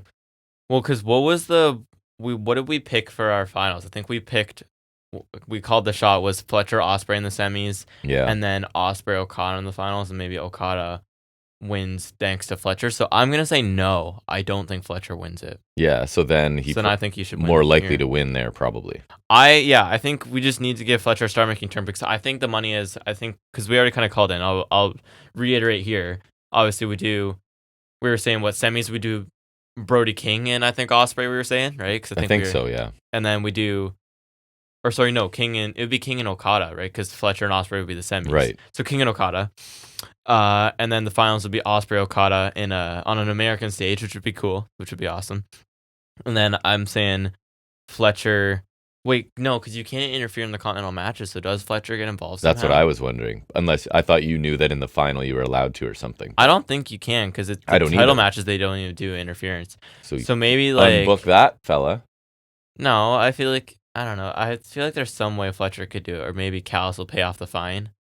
I'll stick with it for now. But anyways, I don't think Fletcher wins the tournament though, because I do want him to get a title, but I don't know if I want him to have this title because I do like no interference. But at the same time, the 20-minute time limit I don't like for title matches. I don't like that Okada doesn't get the title this whole time. I don't like that either. He is the champion until he is the champion until he gets factored out. Right. Or until then you can have it there, I guess. Yeah. But yeah, so I do want Fletcher to win this, but at the same time, I'd rather him have either the TNT title like Garcia has or Takeshi's belt because I like those belts better. Just because I do like the interference thing, but I wish for title matches they would extend the time limit to past 20. Me too. Like make it either 30 or 30's fine. Like an hour-long time limit, like they do for the world title match. 30's perfect. Yeah, so I would like that thing rectified, and then it's different, but I hope Fletcher beats Okada because regardless of whether he wins the tournament or not, it would just be such a statement win for him, kind of like beating Ospreay, and I just want that to continue. And so momentum. I say we either do a win for Fletcher or a draw. Momentum is the most important thing in wrestling. Yeah. We've been told. It would suck for Okada to have another draw, but at the same time, like, it might be the best for all involved. That's a possibility too. Yeah, I kind of forget that that's a possibility. Me but too, doing even that though it already, happened. Yeah, but that's what I'm saying. Doing that already with Garcia kind of reminds you that like that's very much in play here, Yep. and I think that might be the play. But I don't know. I really hope Fletcher doesn't lose, but I could see it happening. Then we move on to Hook. We're going to hear from him. He says he heard what Nick Wayne said last week about fighting in New York because they're doing that portion in Hammerstein around Christmas, I think. But he says he'd rather fight Christian in the Hammerstein ballroom and leave him in worse condition than they left Taz in. He calls out Nick Wayne to fight now. Christian comes out, but then Sabian and Nick Wayne attack Hook from behind. Hook, or Whom, with an M. Okay. Gonna fix that. Hook fights him off, again gets Wayne in the red rum. Mother Wayne distracts him. Christian goes for a cheap shot. Hook sees him. Then Sabian and Nick jump him from behind again, beat him down. Then we get a concerto to Hook's left arm. And my thing is, why didn't Hook just bend his arm? The way they were holding it, they're like holding it below the elbow, and he could have just like gone like this and not had his arm. But anyways, nitpicking. This is fine. Hook's not a strong promo. I thought his promo sounded not great here. He is not very clarity is not his. He's not forte. the worst, but yeah, he speaks kind of bluntly, and then like I think his delivery is weird. We were saying later on, Anna Jay sounded like she was about to cry. She did. It was kind of similar here, honestly. Hook the delivery is not there. The rest of this was fine. It's just not a story that holds a lot of interest for me. And a lot of that blame is on the fact that I think I'm not hot on Hook anymore. The Jericho feud killed him, I think. It didn't help him. It's funny because I have the same thing. It's a logical step in a storyline I'm not really interested in, and I hope Luchasaurus can recover and bring some life back to this Christian business, because Christian's a great performer. He's, that's always going to be fine, but I don't really. And are Sabian and Wayne the most believable henchmen to have? Like, no offense. Yeah, they're super bad. Yeah, exactly. So this doesn't, same as you, I'm just not really interested in this. Yeah. Then we get Mercedes Moné interview. Renee asked her about the Camille attack that they showed on Collision, I think. And Moné said she quits, or Camille quits, so that Moné is not liable for that. She has no concerns for Camille. She said she'll be watching Anna Jay's match against Penelope Ford because now that's a thing. And she did her catchphrase. So I don't care about who attacked Camille. You can't, like, if it's anyone but Moné, then it doesn't matter even. I don't know it's why not anyone but Moné. They think anyone cares. They did not. We talked about this. Like, they rushed this. They did nothing with Camille that made you have any sympathy for her. Yeah. And then, like, I think it might be to write her off because I feel like the arm injury is legitimate. It feels like it is. But for me, like, I don't care if Moné attacked Camille, and I don't care if it's anyone else, because if it's anyone else, why? It'd be really random. Yeah, unless they're the ones joining Moné, it's like, then why has she gone through 2 bodyguards in a year? You know what I mean? It's a riveting segment where my only note on it is, do I have thoughts? ? Which is saying, no, I really don't, I guess. It's also getting too soon for all this to be happening, which will be my complaint. That's the thing. There was this no slow evidence of piling up of evidence that Moné is abusive and whatever. It was just like she started randomly being abusive and then it's boom over. Are you dumb or are you stupid? Was my favorite line that started. I do love that. That's my favorite question. My favorite question to ask people I have to pick one? Is there a third option? My favorite question to ask people is, are you dumb or are you dumb? Right. So but yeah, like, I just don't care, and I very heavily question why Anna Jay's received so many title shots this year. She already got 2 cracks at Mariah May. She might have had a TBS title match earlier this year. I don't know. They seem to dole out open challenge matches when they feel like it. And then why does she get to enter into a program with Moné now? I don't know. Why? She's not good. I would mention it later. I'll say it now. It does nothing for Moné either. She's not good. Like, Moné defending against Anna Jay, what does that do for her? Like, I'll talk about Jay later. I don't even care. Yep. Then we get the Hurt Syndicate. MVP's yelling at Sheldon. He says, he's like, what do we do? We hurt people. And he says he's disappointed in his performance. And then Sheldon goes berserk and they beat up some dudes. I really like this. It just kind of helped keep the Hurt Syndicate strong, even the Wake of Defeat. Kind of keeps that aura for them, keeps them as a threat, and just emphasizes them on, like, this, like, I don't know, bully faction is the right word, but, like, this group of badasses who they beat up people, and, like, MVP's, like, he's still saying, like, I love you, this isn't what we do. But so we have high expectations. I saw people saying, like, it's too soon to tease dissension. Like, that's not what this is. I just said this is a violent group that have high expectations for themselves. Yeah, and it's just a reminder of that. I thought this just made them look cool. It's not dissension at all. They're not happy about losing, and they took it out on somebody, sort of thing. Yeah, that's fine. Totally fine. Then we got the Dynamite Dozen Battle Royal. Yawn. Yeah. It was Murder Machines, Top Flight, Andretti, Leo Rush, Rocky Romero, Evil Uno, Adam Cole, Kyle O'Reilly, Who out of that list could possibly make it to the final two? Murder Machines, maybe? I don't know. No. Telegraphed, pretty much. Especially considering the storyline, Mark too. Davis. I'm missing 3. Doesn't matter. It does not. So yeah, Leo, Rush, and Andrade eliminated Top Flight, which was kind of interesting because they've kind of been an Right. affiliated group. I guess that's a little bit of a story coming out of it. So that was kind of cool. It was random, but it was cool. Cartwheel and a double clothesline to Romero and Kyle Riley from Davis. Ping pong strike combo to Davis from the Murder Machines. Then they chuck him out. Jerry Romero battle on the apron. Kyle Riley boots off Andretti to eliminate him. Kyle Riley and Romero work together to toss out Rush. Murder Machines do their chokeslam powerbomb finish to Romero. They throw him out onto the people who chose to stuck around. Yeah, I was noting that. Like, they just wait. They get eliminated and you have to, like, stand in a certain square for so long until people dive onto you. Then you're free to go. After some struggle, Cole and Kyle Riley simultaneously eliminate the Murder Machines for the win. And so Kyle Riley and Cole face off next week, and they'll face MJ for the ring at World's End.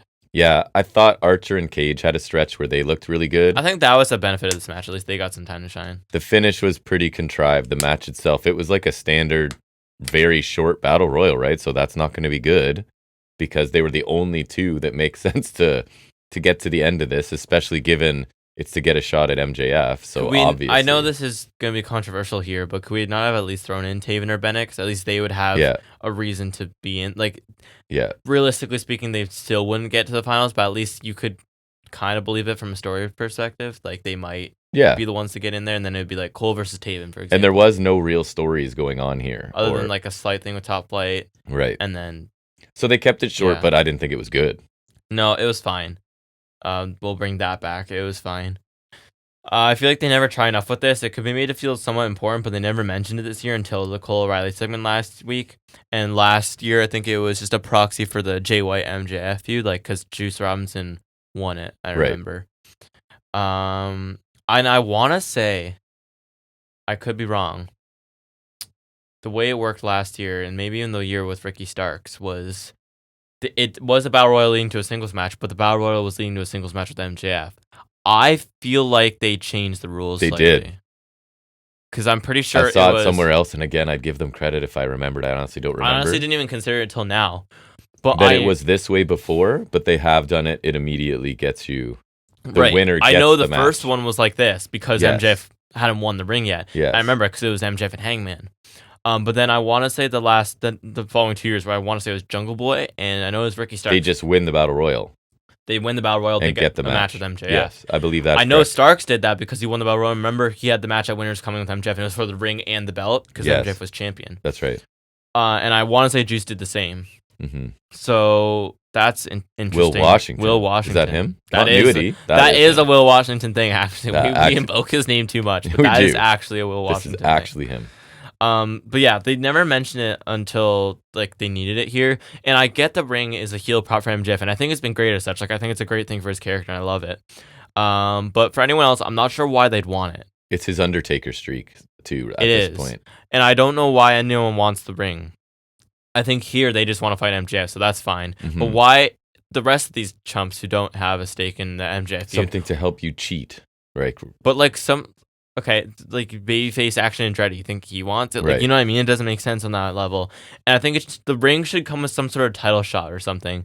And win or lose, you keep the ring like MJF does. So let's say, like in this example, you win the Battle Royal, you win the match, you have the ring, right? So then by winning of the ring, you get a world title match, or you could say a title match of your choosing, right? Mm-hmm.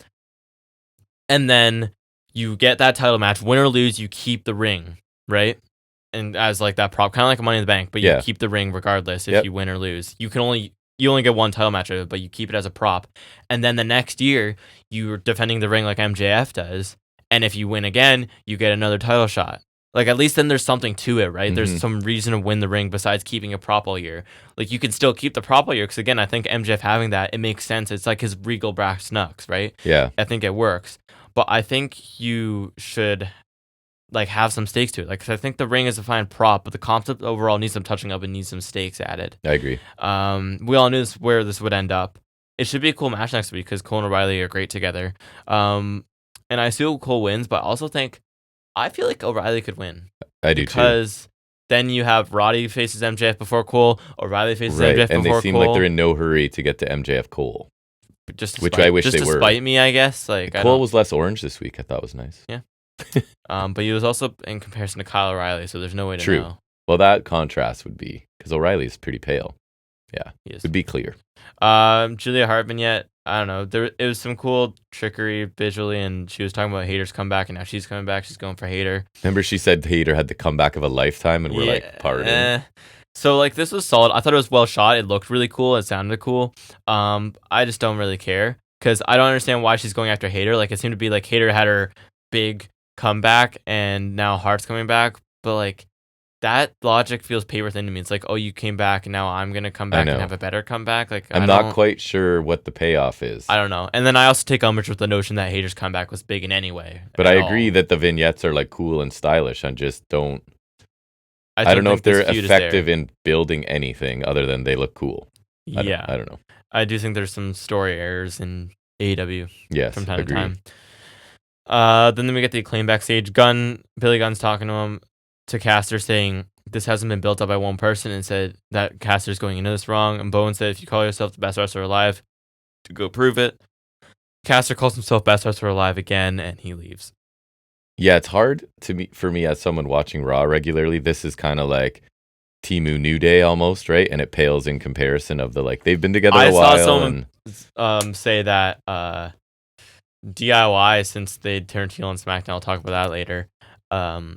It was like team on main roster has been teasing a split for weeks, but then they just turn heel in the same week. That's funny. That's true. That is something to me. Like this, it's like it's just a split. And I think heel Caster will be cool, but I worry about Bowens. I think heel Caster was cool. Right. We'll get to that.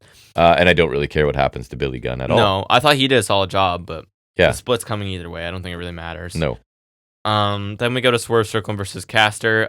Heel Caster's absolutely the way to go because the rap was so much better. Yeah, so much more fun. Just some bite back in it. I loved it. I thought it was way more interesting. I really liked it. So notables from the match. Swerve avoids famous and hits a crazy looking release German. Springboard dropkick from Caster. The Swerve bounces back up. House call. Another house call. And a third house call gets the win. And then a Swerve stomp after the match just because. Yeah. I thought this was cool for establishing Swerve as a badass again. A good rebuilding win after Lashley dominated him. Then he dominated Caster here.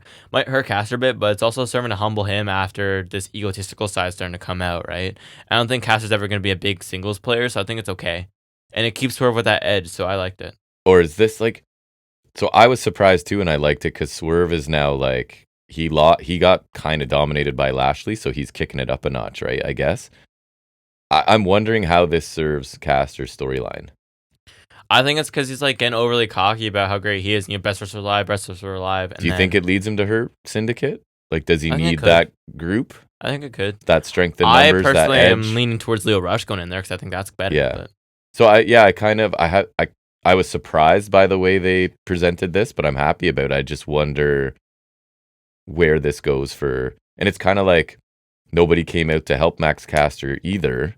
Which I think is kind of teasing the split too, because they could have helped him and avoided the post-match attack. I will say he kind of bailed out of the Swerve stomp. It didn't look great, but yeah. So I like the decision to have Swerve look strong. I just don't know what it means for Caster. Yeah, I agree. Then we go to an MJF promo. He talked about how Adam Cole turned on him just because he thought MJF would turn on him first, and he had no proof of that. I mean, true. Cole said MJF said because of Cole's actions, Roddy's arm is broken. Now Cole has to face Kyle O'Reilly. He said he's so sick of Cole acting like a hero, even though he's a villain who must be terminated. He said he doesn't think Adam can beat Kyle, and once again, that will be proven next week. Right. Sorry, where was I? I lost my. I can go if you want. So I don't know how I feel. I don't think MJF never being there is really helping anything. Like it's all just videos that are shot.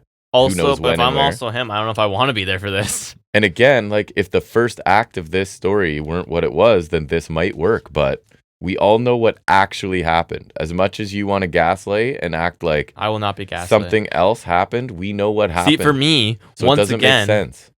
Mega heel MJF, ultimate villain, is completely right. I know. Him and Cole were hot. Like I loved that last year. They were a great thing. Everything was great. Everyone loved it. And Cole turned on him selfishly.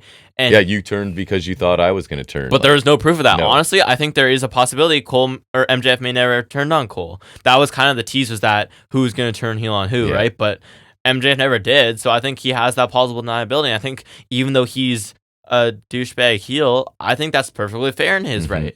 I also kind of like MJF blaming Cole for the Moxley situation. Yeah. That is some nice heel logic. So I think in all regards, MJF killed it here because he's a talented performer in really a dead good. angle. And I think he's the only part of this that I like because he's just right. I know. And he's not supposed to be. He's not supposed to be, but he is, because we remember. I know what happened. I'm not stupid, and I'm not going to forget This is Vince McMahon booking, right? Where it's like, oh, the fans don't remember anything. It doesn't matter. You don't need to tie up any loose ends. I don't want to say it's Vince McMahon booking because that feels a little harsh, but I get what you're saying. Yeah. And I don't know why they're pushing so hard with this, because I don't think it's a story that needed to be told. And dragging it out, too. And dragging it out. But like I said, there was a perfect out point that we have long passed. It'll be discussed on our worst of, I have a feeling. I think so. And like, I liked him blaming Cole for the Moxley situation, because it's like, you can kind of see where that works. It's like he screwed him out of the title, and then it just kind of trickled down from there, and now AEW's in disarray. So I think that was kind of cool. MJF's just right in saying Cole pretends to be the hero, because he's not in this story. He's not. And so, point being, I think MJF's still great, even if I hate the story. MJF is still really good. He's an amazing performer. He's just, the position they have him in isn't good. And I think Cole's a great performer too, but it's just getting lost in this thing that is not good. But then we got Jay White versus Pac, a match I wish we had gotten when the Bang Bang Gang are feuding with Death Triangle. Yeah, this is now, instead it's now a gatekeeper to Moxley match, right? Yeah. Unfortunately for Pac. Yeah. Instead of Pac being the leader of the group, he's Moxley's foot soldier. Right. Which I think is fine. It's just, it's a little suck for Pac. Still guaranteed to be a pretty good match. I thought his entrance coming from the crowd was cool. He's so good at looking miserable. He is. He's a bastard. Love it. He is the bastard, and the bastard is him. I liked him coming through the crowd too, and his theme did rightfully get the Death Riders little intro bit. So that was cool. But exploder suplex over the ropes from White, and Pac kind of hit off the apron was cool. Yuta's the only one at ringside with Pac because Moxley's not here, and Claudio's tournamenting. Yeah. We're verbing that now. Yeah. Yuta, or Continentaling, I don't know. That's a mouthful. Yuta takes out White at ringside with a lariat behind the ref's back. Front chancery suplex in the turnbuckles from White. Short arm DDT from White. Spikes Pac for 2. Because, Pac's the master of the DDT. Everyone that wrestles him is like, okay, how many DDTs are you willing to take for me? Because that's why Cassie's you're going to make me look like a god. Because, Cassie has like 3 different DDTs, and Pac's going to just take them all. Amazingly. Did you see how Gable took the Crossroads? Damn. I think I've seen him take it. I think it was sometime last year where he like sold the crap right off the top of his head. I'll try to find that then. It was a snap German from Pac, and then White came back with his Uranagi, spinning solo, but 1,000 times better. Right. He does it way better than solo. It's not even funny. After a fast back and forth, Pac flipped out of a half-knife suplex. White drilled him on a second one though. Pac countered the Blade Runner into a brutalizer with White standing. That was really cool. White near the face, but he falls to the bottom rope. Pac distracts the ref. Yuta pulls White out of the ring. Psycho knee. Rolls White back in the ring. Pac tries to take advantage, but White pops him with the Blade Runner and still picks up the win. Post-match, Blade Runner to Yuta. Shafir distracts White, so that Mox can attack from behind. He beats White down while shouting, "Don't even think about it." Paradigm shift to White. Mox is about to leave. Hangman's music hits. He walks out. Mox, Hangman stand up in the entranceway. A cameraman who must be Roosh because he chokes Moxley with a cable, but it's Orange Cassidy. Cassidy battles Shafir, which sounds weird, but it's Shafir. Yep. Hangman fights Mox into the ring. Yuta and Pac take out Hangman, but then Cassidy comes in with an orange punch for each. Orange punch and a Blade Runner to Moxley. White and Cassidy kind of have a moment, then they back off as Hangman nails a buckshot on Moxley, and the Death Riders retreat. A lot going on there. Yeah. I thought this was the second awesome TV match on this show. I really liked it. Not surprising considering the two guys involved. Yeah, White's just like fluid in the ring, right? I think everything he does is quality. He does stuff simply, kind of like Okada. He's just really good. He comes across as that cerebral guy, right? Yeah. Like he's efficient, and they're establishing. I really like he does like the jabs in the corner and then like chops him a bit. Like he's just quick with it. They're establishing his finisher, as sort of a coming out of nowhere as well, right? Like I do kind of like that, kind of like RKO. It's like because both times with Hangman, it's been kind of sudden and it's a one and done. Mhm. With Pac, it was sudden, it's a one and done. Yep. I do kind of wish Pac won there just because the unit interference felt like it was getting handed to Pac, but Yeah. it does put over White pretty good. So, like, depending on how I look at it, I'm okay with it. Like, because I do love Pac, but I also love Switchblade. So it's like, And Pac just doesn't win. We have accepted that. So he could have been in the C2. highly entertaining match, and I thought the crowd was really energetic for this, which helped. The post-match stuff. Yeah, I think White's decently over. Post-match stuff's kind of a staple of AEW programming, right? So it doesn't feel as special as they would like it to. Where does Hangman is? Are they trying to suggest he's babyface adjacent right now? I find it kind of interesting. He got a great reaction from people. Oh, well, because I don't think so, because he's still like this insane Hangman, but I think everyone is kind of different in the wake of the Death Riders, because he obviously can't be healing against the Death Riders. Yeah. So I think it's kind of like, I think we could even operate on a tweener basis for now. Yeah. And I thought I think Hangman's complex enough where I think he can pull that off. Wrestler disguised as camera operator has been done a lot. So that's just, it wasn't super creative. That's just kind of a lame trope. I honestly wouldn't have cared if Cassie just came bolting through the crowd. Same. That would have made more sense, because the dressing up as camera operator is like effort, right? And that's effort, and like also then is like Tony Khan allowing that? Right. Does he even know? Who's in control here? Yeah. There's a lot going on in the post-match stuff. I'm okay with it. I like multiple contenders being in the mix. The camera guy thing is probably my main issue with it, but that's a nitpick. I like multiple people being in the mix for the world title, though. It shakes it up and makes the title feel important. It seems like maybe now we're getting a four-way. Maybe it's Cassie instead of Christian, because realistically, why would Christian be in a title match if that's the rumor? Yeah. He has a title match. Right. So I think that maybe we do Cassidy, Switchblade, Hangman, Moxley, which sounds much better to me. Because no offense to Christian, in ring I don't care about you much. Not that much, no. So those others are all better. I don't mind Cassidy still being in there because he is to gripe with Moxley. So if we do Moxley, Hangman, Switchblade, Cassidy, that sounds awesome to me. Moxley got his ass beat here, but he did. Death Riders have been on a tear, so again, I'm all right with him getting some comeuppance. He's kind of been, he's the main perpetrator, right? So he is. I don't mind it. And it's also not like he's getting pasted by the Dark Order and Top Flight. It's three top quickly guys. Moved up to top guys. So I think that's okay. Jericho does a thing. He's like doing this fake news thing. He plugs Final Battle and All In. Doing some phony news thing. He's gonna announce his opponent on ROH the next night. I could not care less. It's Matt Cardona. If this was 2 minutes, this was 2 minutes that could have gone anywhere else.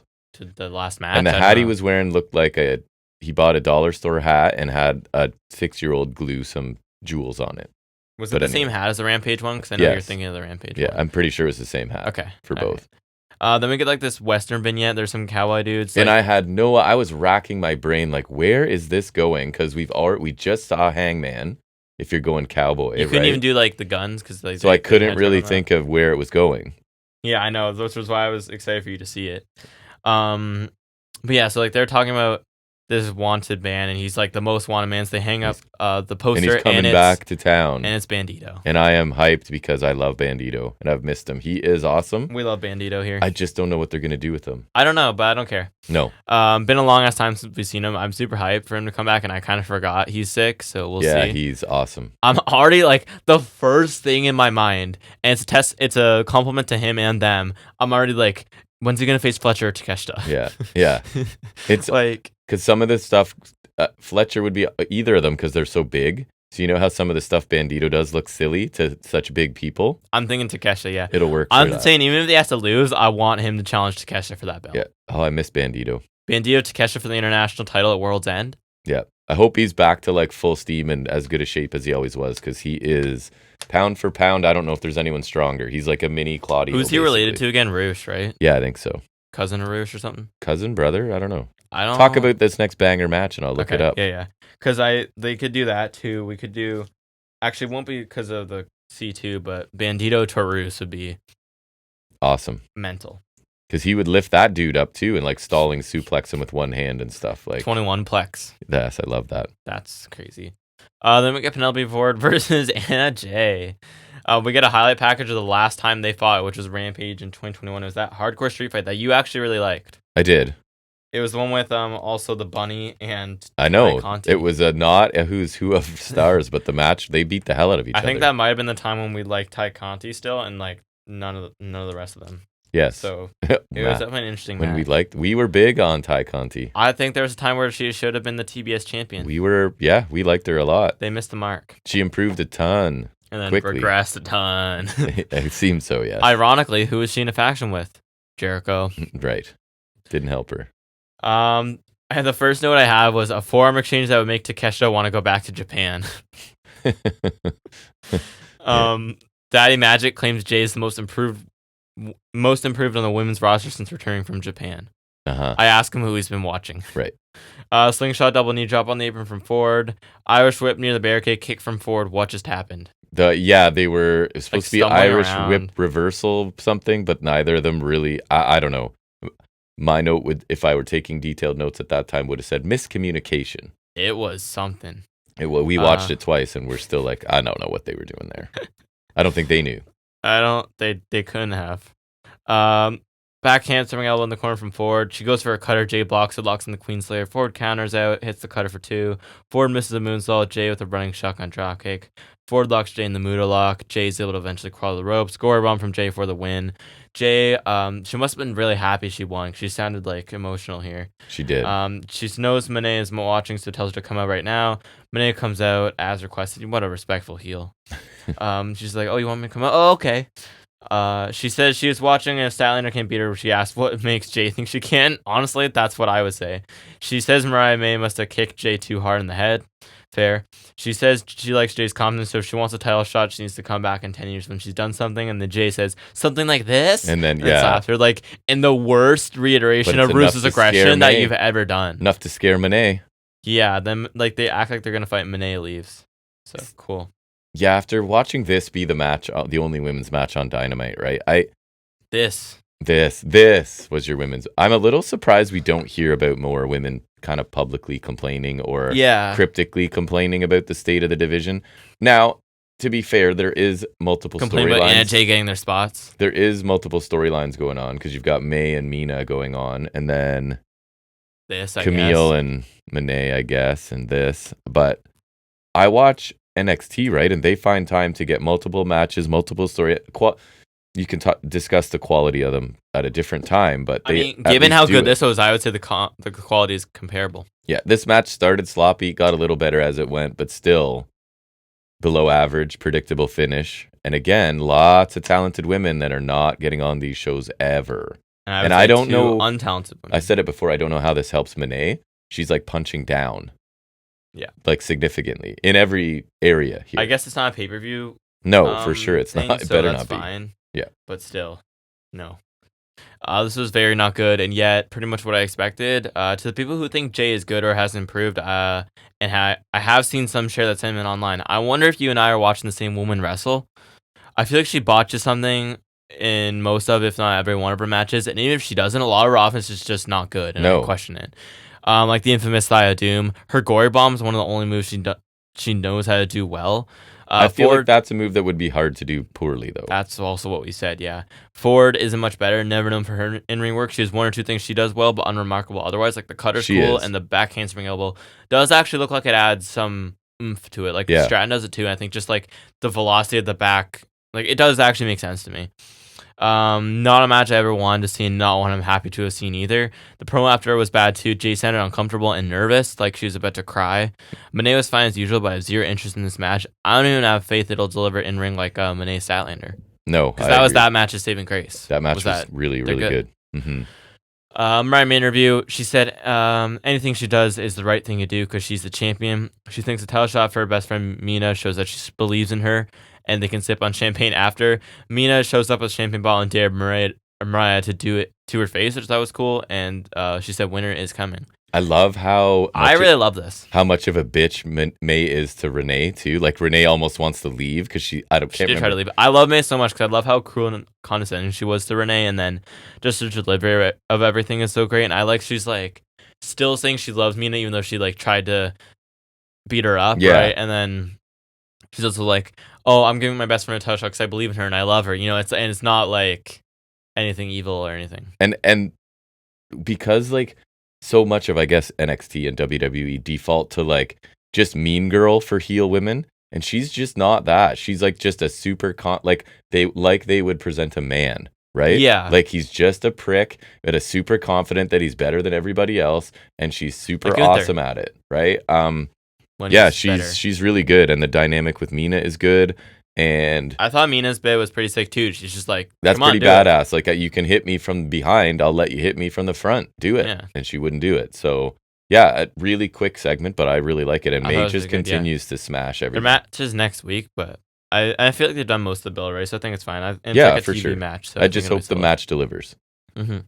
I mean, it should be better than our women's match this week. Correct. Main event time. It's Brody King versus Claudio Castagnoli in the Gold League. Physicality for sure. Yeah. Body slam and a running senton from King for 2.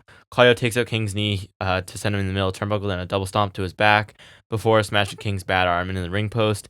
Death Valley driver from King for 2. Later on, Claudio hits one as well for 2. Short arm lariat from King for 2. Beefy strike exchange. Cannonball in the corner from King for 2. Big superplex from King. Pile driver from King for 2. King missed his running crossbody against the barricade, just absolutely smacked. And there's not a lot of give in that, or padding in that barricade. Yeah. Claudio escapes the Gonzo bomb, hits a sneaky mule kick low blow. Denied us of the Gonzo bomb. I'm mad. Yeah. Followed by the neutralizer, and Claudio's able to pick up the win. Yeah, man. Lots of high impact stuff from 2 huge guys. Really quality hoss fight. Really good physical match, as you would expect. And kind of both guys building momentum lately. So a little bit of weren't for sure who was going to win. I mean, it seemed like Claudio probably would. I was going to lean towards he's in the Claudio larger for sure. program. I'm not overly surprised he won. But the crowd was really behind Brody King, right? And if they are saying that House of Black are faces now, that's good for him. Well, really, and he's got a big match coming with David Finlay. Really entertaining main event. Quality win for Claudio. King gets protected a little bit by the cheating leading directly to a finish, I agree. right? Kind of like what I was saying with the first finish, right? Really good match. Kind of works. Really hard hitting one, and King, especially forearms and chops, he just absolutely smacks him. And so as much as I love King, this is one of the losses I expected he'll take, probably to Ospreay as well. So that's okay. Regardless, this was solid and a good match to end the show. I'm surprised Darby didn't show up given what we got last week. Yeah. But this was really a solid hoss fight, and Claudio Ospreay next week should be awesome. Yes, I agree. Should be really good. Overall thoughts, I guess, on the Showtime, right? 3 really quality matches. Shelton Fletcher, Pac White, King Claudio. 2 of those are in the tournament, right? So that always helps. And then I thought the Battle Royal was not good, and the Jay Ford was probably below average. So I felt like the presence of the Cole MJF stuff and Death Riders was a little bit less prevalent this week, and that might be a good thing at this point. I think more so for the Cole MJF for sure. So I gave it a B, a high B, close to a B+, but I didn't quite do it because I thought there were a few skippable things. Mariah May was probably my favorite segment, but a good show, entertaining. I thought a solid B. Yeah, I thought we were bookended by the great tournament matches. I think the opener is by far my favorite. But Pac Switchblade was also nice. I thought the hook segment was okay. May's promo was really good. MJF was really good, but the Battle Royals, nah, and the women's match was worse. And then I also like the post-match stuff off of Switchblade and Pac. I forgot about that. Hurt Syndicate was good. Yeah. Swerve's dominant. Very Squash dominant. was also good. So overall, I liked it. I'd also agree with the B. It's not quite a B+, because a couple of matches were not great, but still. But 3 good ones, as the tournament tends to give us. All right, so that will bring us to an end of our Dynamite review, and we'll move next into a little bit of trivia, where I'll quiz Jack on a topic of my choosing. We call it Off the Top of His Head.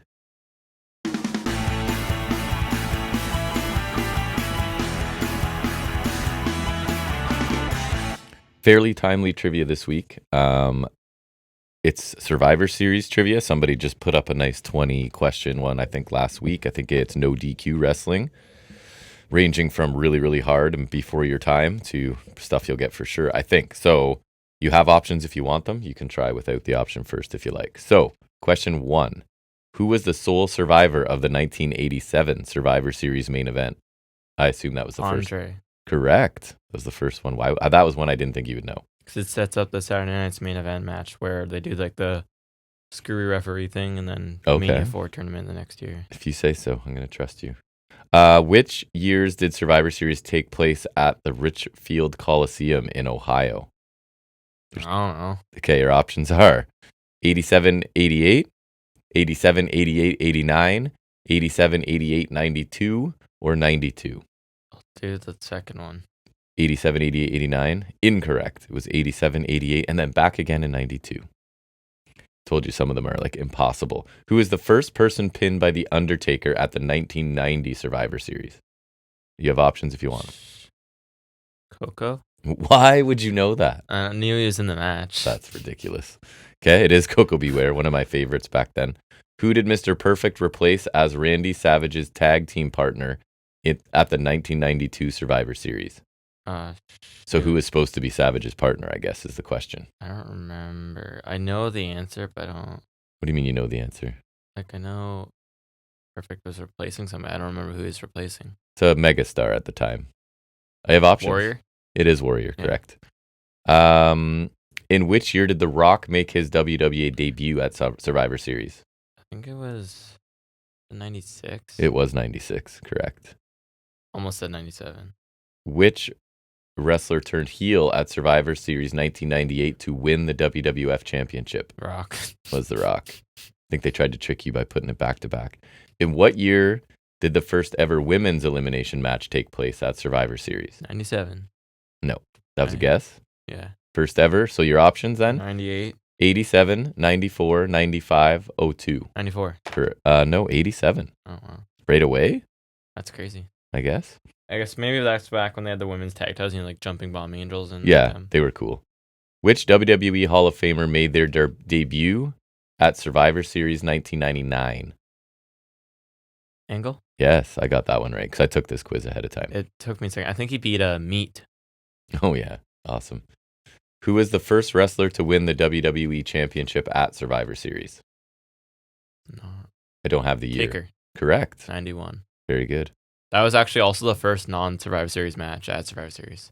Interesting. Because now they're just gone altogether. Yeah, well, because the original concept was obviously back in the day, you always get all the major stars on the major shows, Yeah. so that would be the allure of it, is you're getting all the big stars there, Right. and like facing off in different matches. Obviously, it could further feuds like Hogan Andre, but then yeah, it's just basically like a Thanksgiving thing. Like it was kind of like the prelim to a Saudi show in that it wasn't overly canonical. Like I think it was somewhat, nice.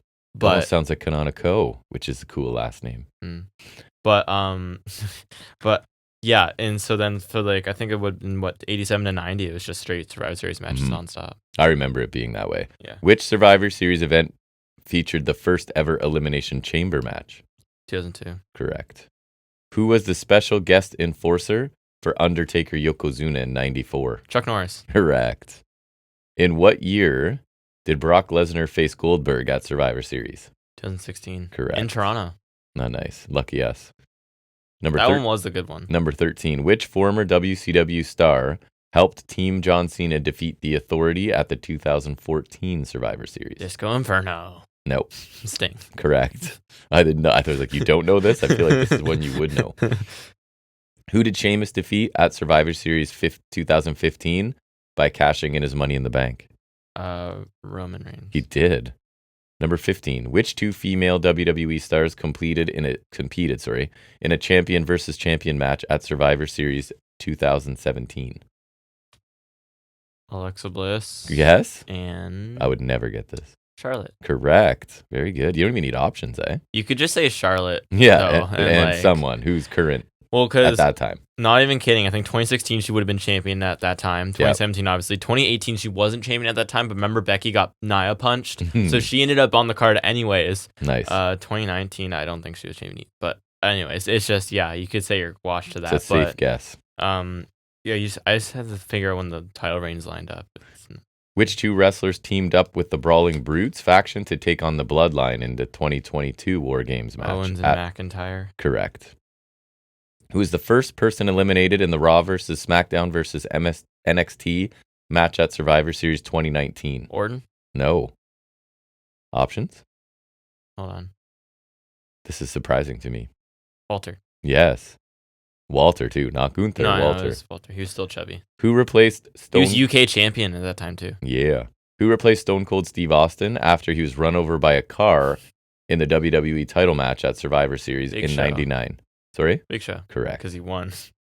Who was CM Punk's personal ring announcer at the 2011 Survivor Series? Stone Cold. It was. I got that one right, too. Last one. Which city hosted 2023 Survivor Series event?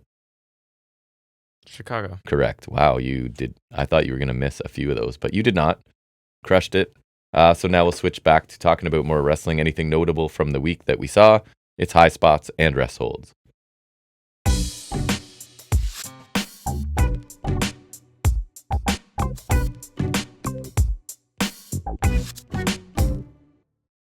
So starting with Monday Night Raw, I quite liked a lot of stuff on this show, at least segment-wise and storyline-wise. In-ring was a little bit different, but the show started out with a very, very long segment, which, as you know, is not generally my favorite thing. Like, this was probably pushing half an hour, I would guess. But it's because it kept more and more and more, right? It wasn't just the same people. So it's CM Punk starting with an in-ring promo. He says some stuff, was my summary, before Rollins sort of interrupts. Rollins is cool here because he's ditching this stupid, like, maniacal laughing and not serious. So he's back to being kind of serious, which I really like. So he says he regrets not knocking Punk out the day that Punk returned, and a lot of things got in the way. Punk got hurt. Rollins was busy defending titles. Then there was bloodline issues. And then for some reason, he took pity on Punk after Punk's Hell in a Cell match with McIntyre. But now after seeing Punk align himself with Roman, Rollins can't wait anymore, and he thinks that maybe tonight is the night that he's going to kick Punk's ass. Punk responds, tells Rollins to speak less and listen more, and that back then, Rollins had something that Punk wanted, the title. Now Rollins has nothing. While Rollins has been obsessed with Punk, Punk hasn't even thought about Rollins at all. It escalates. Rollins shoves Punk. Punk takes a swing at Rollins. Jey Uso and Sammy come out to separate the two. Seth gets into it with Sammy a little bit and points out that Sammy is not in the family with the bloodline, and that technically he's known Seth for a lot longer. And even though Seth loves Sammy, if Sammy is with Roman Reigns, then he can't be family with Rollins. Sammy reminds Seth that Sammy asked him twice, which everybody sort of says stuff that makes sense, right? Sammy's like, listen, man, I asked you first twice to join us, and you wouldn't. So that's when I went to Punk, right? He suggests that Seth has helped. He didn't even go to Punk. It was Heyman, right? True, sorry. And that Seth is kind of responsible for creating this version of Roman with the chair shot. Which is a bit of a long shot, but I do kind of like the story. That incorporating it, at least, I like. Well, right? that was kind of thing of Mania, too, right? When he hit Rollins with the chair instead of Cody, and it kind of costed him. Right. It's a bit of a long shot, but like I don't hate it. I didn't either. Because Rollins did troll him at that Rumble match we really enjoyed. Yes. Seth says that Roman's scum of the earth and that Sammy is just being gullible. And then Sammy suggests they blow off some steam tonight by having a match together, and that will be the main event. I really like this really long segment. Everybody kind of made sense from their point of view. Rollins kind of regrets not taking Punk out early. Punk's like, I don't even think about you now because I only care if you're a champion. I thought that was a nice angle to take. And then the Sammy Rollins stuff too. So really lengthy segment to start, but highly entertaining, I thought. Really good, like, sports entertainment storytelling. We get more of Judgment Day. Finn again saying the group needs to listen to him to be happy. Liv is not pleased that Finn is going after Priest because he said that he wasn't going to, and he did at Survivor Series War Games. And Finn basically says it's Dom's fault because Dom couldn't finish the job, so he had to do it. And again, it's just like a lesser version of this group, right? The story was hot, the group was hot, and now it's not. Finn's doing his best, but it's just not very engaging. You said hot and not twice in rapid succession. I did. Liv and Raquel beat Io and Kairi Sane in a tag team match. Kairi Sane, sorry, in about 4 minutes. I will say it was a really big Tahana bomb by Rodriguez for the win. They did pack a lot into 4 minutes, but it's 4 minutes, so there's not a lot to say. The big thing is Ripley comes down post-match. She ends up being run face first into the corner of the announce table, which looked pretty good, actually, by Rodriguez, I think it was, right? So, because she's got that fractured face that she's healing, so it looked pretty good. The orbital socket. That's right. It looked pretty good.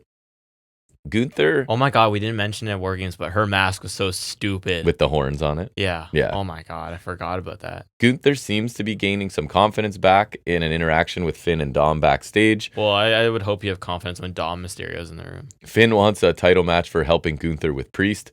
Gunther says he never asked for help and he needed to win that on his own, and Balor took that from him. Gunther, I can't remember. Dom does some sort of gesture or something that Gunther sort of smacks away, and he wonders why Dom feels so confident. And then he's like, oh, I realize why. You have a win over Priest and Finn doesn't. So I like that he's like driving a wedge right there, right? has kind of weird. This is kind of a heel on heel type thing. It is. I'm not sure where they're going. He has an idea. He's feeling generous. He'll go talk to Pierce.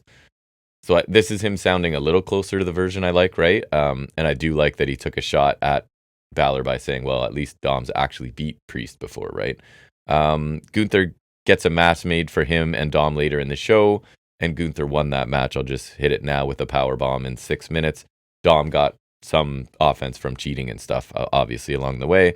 And then even later, Finn is talking to GM Adam Pearce, and Pearce says that Finn will get his title shot at Saturday night's main event, and that next week they need to talk about matches for the other titles that he has. So something about tag team. Feels like we have to get those to New Day quickly, right? Heel New Day somehow. Makes sense. I don't know how we get there, but transitional champions for the War Raiders. I know that's exactly what I thought, and was like, oh, I'd rather not. LWO, I guess good. Probably. Some babyface, anyways.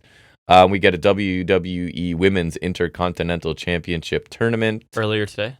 Dakota Kai, Shayna Baszler, Katana Chance. Dakota Kai won with her, was it GTK that she calls it? Probably. The go to kick. I like the chiropractor though. She does it to Katana Chance. Kai looked pretty good, and sometimes she doesn't, right? She's really hit and miss. She was really good, and then I feel like it kind of waned a bit. I know. Baszler didn't take the pin, so I thought you'd be happy about that.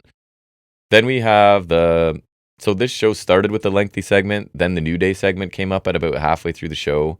I didn't even take notes on it because I've watched it 3 times. It is an all-time segment. It's amazing. I assume Big E has already been memed a million times that. I mean, I would assume so. But you watch a man's heartbreak on live TV. Yeah, like they're doing this whole thing and they're like talking about they're gonna split, and then Big E comes out and he's doing this whole inspirational thing. Like he's not gonna go out like this. He's gonna stick around and be their manager. Right. And then Woods is like, now you left us. Yeah. Why are you coming back now? And it's kind of like Kofi's just kind of down. And so you're like, okay, Woods is the heel here. Yeah, and they're going to split. And Kofi's like, no, you left us. You broke your neck. So what? Which is just an all-timer what the hell line. And Big E's reaction to all of this is like heartbreaking. He is, and we always say they left money on the table with him. If this is how he can convey emotion like this, he's incredible. Yeah, incredible. And they just keep laying on they're like, Kurt Angle broke his neck, he came back. Edge broke his neck, he came back. I tore my Achilles off the bone. And I came back. 9 months. Right, and they're just berating him nonstop, and it's horrible. They're not even totally wrong from their perspective because Big E's been around and doing stuff for the company. He has, actually, so that's a fair point.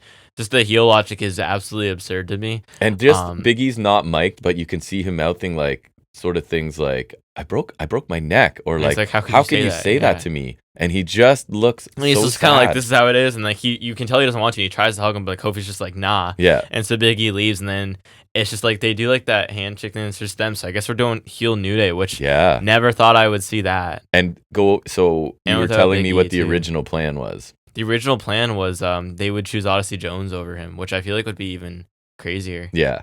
So this segment, if you haven't seen this already, which I'm sure you have. This is like an all-timer faction split. Amazing segment. It was just, it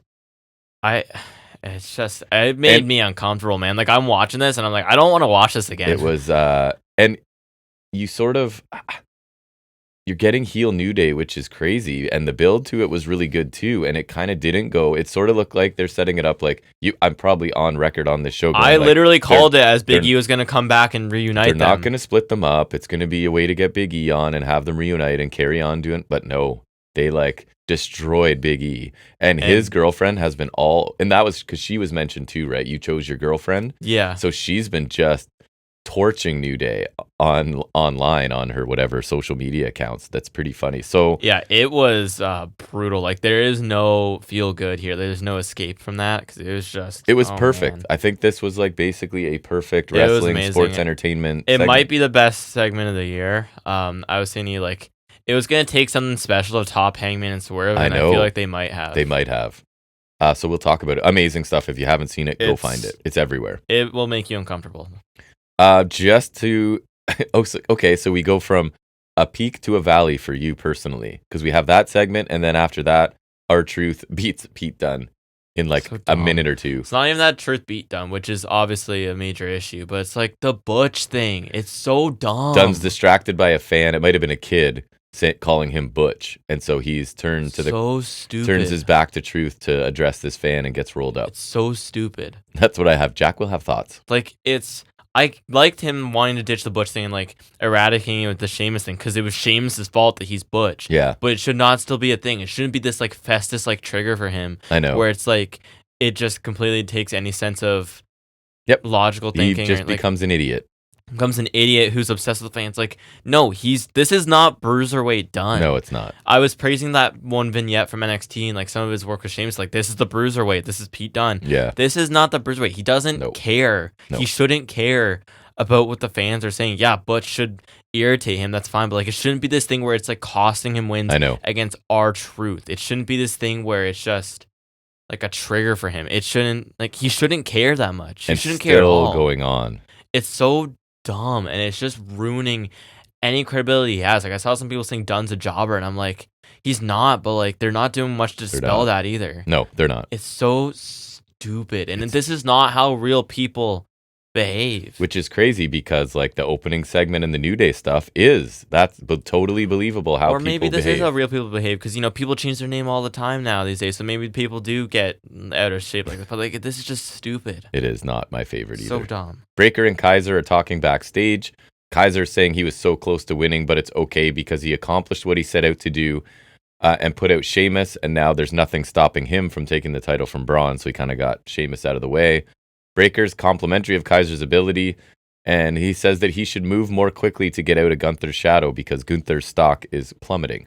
Braun will talk to Pierce, and he'd love nothing more than to face Kaiser and beat him just to see that stupid look on his face. And I'm fine with extending the feud between these two, right? I think Kaiser and Breaker, again, are the future of this company. I just think it sucks because I feel like it's too soon to pull the trigger on Kaiser. It is. But I also don't want him to lose. But I'd be fine with Kaiser eventually beating Braun and then Braun ascending to the main title picture, but not maybe. It probably doesn't feel like it's happening yet. But Jey Uso's attacked backstage by somebody. Yeah, so I had this notice in mind too. It's 100% a Rollins heel turn.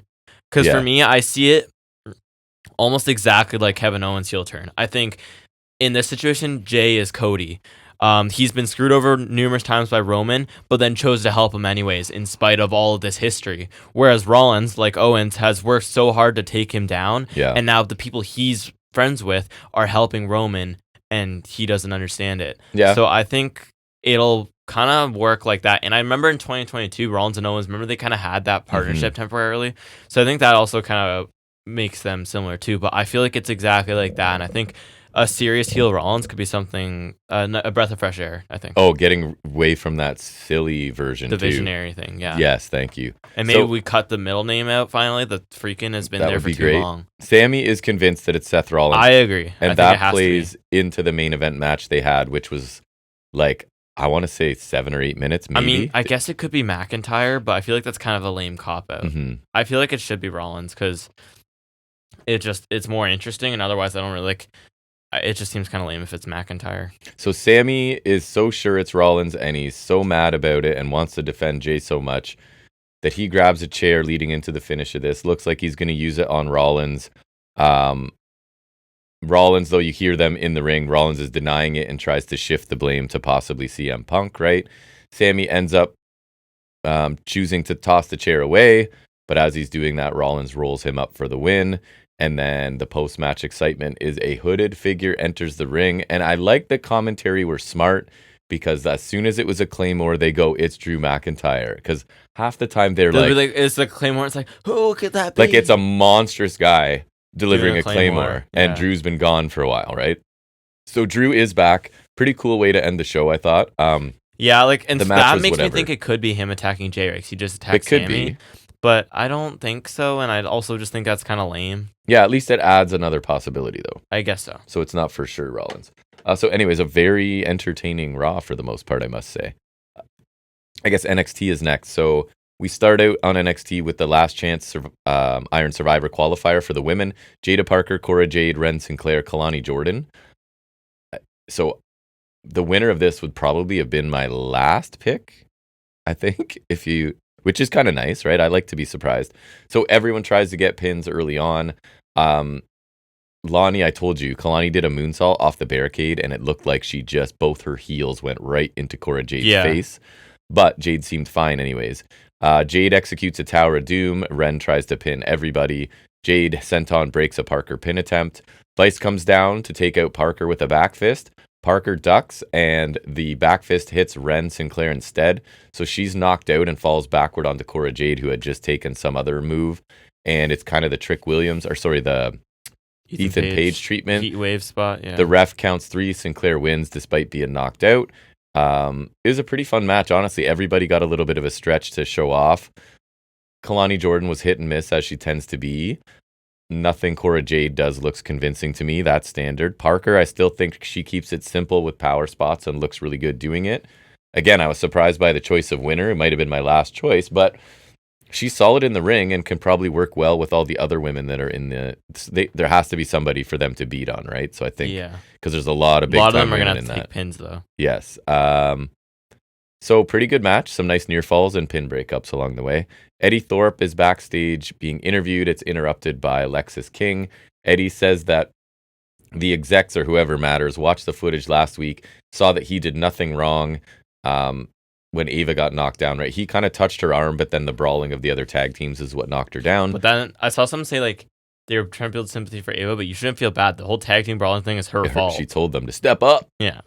So he'll win the last chance match for himself and for his people. Lexis King walks up and tells Eddie to watch his anger issues, and Eddie's like, I'm not taking advice from a guy with daddy issues. Lexis is kind of like, I think I've proven time and time again that I'm not my father. He's going to do what his dad couldn't do and win a major title. Ooh. And it begins tonight. Eddie tells Lexis not to touch him and walks off because he tries to like pat him on the shoulder or something. So kind of a role reversal, right? You've got King, who is like babyface, and Thorpe, who's leaning heel. I think we're eventually getting Lexis King still, because I think the story is going to be, I've done nothing but be a babyface and still people think I'm whatever and nothing good happens. And then I think he's coming back as Brian Pillman Jr. and he's going like, because even Thorpe in this said, something about a loose cannon, right? So I feel like, and since he already said the name comes from other names, it's easy to renounce it as not being his real name. Right. And because that's true. He admitted it's like stepfather and something. And I think sister or something like that. Something like that. Right. And so, stepsister, maybe, I'm not sure. I think that's where we're headed, is that it's basically because he's so overboard with the I'm a babyface, Right. he's going to be like, it didn't take. Something's got to give. Yeah. Right. Jada Parker bullies some officials. She comes storming out because she's super mad now. And did you hear what the controversy is? Wait, yes, I did. She dropped an N-bomb. Is she allowed to, though? I mean, way more than any other people. But I don't think there's any universe where WWE wants it. That's true. Because Booker T did it too, right? That's true. No, that was WCW, though. Yeah, I know, but same thing. You could see him cringe immediately after. Vince McMahon also did. So Hogan did, but that was not part of the show. That's TV. Just his feelings in real life because he's a giant bag of trash. So she wants the ropes taken down right now because she wants to fight Lola here. Ava comes out and says it's not happening. Ava is a lock for worst non-wrestling performer. I don't know who's, like, as long as she exists, she's the front runner. Lola comes out, says that Parker is entering Vice's world, right? Because this is Vice's type of match, I guess. Parker won't have a brick this time. Parker, I like this move. She goes, I won't need the brick, tosses it to Vice, and then drops her with an elbow strike as Vice is like catching the brick. So I like both these women, and I love that there's a story being built around two that doesn't involve the title, because there's enough women at the top of the card right now, right? There's enough of them stepping up. And NXT has enough depth in that division to have a very robust mid-card scene. I wanted to use the word robust there. I like that. Okay. All right. So Carmen and Brindley Reese and Dion Lennox are backstage. Petrovich admits that Reese was right about about Ashante, that he's a player or whatever, but Reese is now kind of backpedaling and like, I think he actually likes you. Maybe I was a bit too harsh, so the roles are reversing. Flowers come. And now, like, Ashanti's a babyface and DJ Platonic is a heel. Right. Exactly. Things are crazy. I wanted to use that. Flowers show up with a note for Carmen from Ashante. I actually did see this one, I think, when you were watching. I think you were there. And Lennox can't help but sort of say out loud, like, oh, what a nice player, what a player or something. And Reese is like, stop, don't say that. Because now she's on board with Ashante, apparently. Because she's Captain Positivity. Carmen says that he is a player, but it's still sweet to get the flowers, and she walks off. So not as entertaining as some weeks. And I think that's because Ashante was actually missing, and I enjoy his work in this story. So fine, but not as good as usual. Axiom and Fraser are backstage. Axiom talks about how it's a big night, but he likes his chances. Fraser's ignoring him. And it's funny because Fraser, I said it's either brilliant or stupid. Fraser's like locked in watching a TV saying that he's focused on the Battle Royal, but the Battle Royal hasn't started yet. Do you think that's kind of funny? And I think it might be, you could even see it as a passive aggressiveness. Yeah, right? Oh yeah. And he even furthers it here because he's like, oh, I have to pull double duty on Saturday. And Axiom's like, what about me? And Fraser's like, oh yeah, him too, if you can pull it off, if anyone can pull it off. And then he kind of adds like, but you have to qualify first, right? Kind of saying like, yeah, dude, I already have. So kind of more of the usual from these two, and that's not a bad thing, right? This has been will they or won't they implode for months now. Can they coexist? And so Fraser's hyper focused on a TV with the match not even started. I thought was an interesting touch. Number one contenders battle royal does happen. So I was gonna say, were you here for this one? I think you were. I saw a bit of it. Yeah, I did see the end stretch. List the teams in it. Go. No Quarter Cash Crew. Correct. OTM. Yes. The Black Guys in Boots. Igwe and DuPont. Yep. Okay. Gallus. Yep. Family. Yep. Stacks and Crucifino. Briggs and the Japanese Dude. Yeah. One more. Well, I'm only missing one. Damn. Okay. No. Okay. Don't tell me. And you watched it. How dare you? I can drink coffee while you think. No. There's young Hank and Tank. Correct. Hank and Tank. Yeah. Because they were in like the finals. Okay. Nailed it. As you would expect, it's mostly brawling first. That's half of me eyeballing it and half of me thinking of the tag division. There's no room for anyone, so there's a lot of just basic. Is there really brawling. anyone missing from there? Like any tag teams that would be tag team wise, the champions, right? Obviously they're not. No, I think that's pretty much it. Yeah, I can't think of anybody else. At least there is a division, right? There's multiple teams. Yeah. So, I feel like there's probably less on SmackDown, it feels like. One story that came out of it is Igwe accidentally pulls down the ropes and Tank goes over, so these teams... No, it was Hank going over. Oh, Tank was it? Oh, yeah, Tank was the one that stayed into the end. So it seems like they're going to spin off into a little bit of a program. Gallus are two of the final five, so they dominate that stretch for a little while. And right, but they were up against Bourne, Price, Tank, and Price. I like Price. He's just interesting. You've always liked him. I find him interesting. So Gallus kind of suddenly get eliminated, and we are down to Price, Bourne, and Tank as the final three. Price catches Bourne and throws him onto Tank, right? That was a pretty impressive spot. That one was nice, yeah. Bourne suddenly eliminates the final two. In pretty rapid succession. Yeah, and the No Quarter Catch crew become number one contenders. Good choice. Really standard battle royal in a slog until late, right? I thought the final three, they didn't get a lot of time together, but it was three young guys, and I thought it looked good for that final stretch there. I'm happy with the winner. They were the group I was hoping would win because I think they have a lot of potential, and I've really liked Tavion Heights since he returned from Japan. Not that we've really seen him a ton, but what I've seen from him I quite like. So I think they're ready to move up the tag team ranks, and I won't say whether I think they win at Deadline or not because we're going to preview that last, right?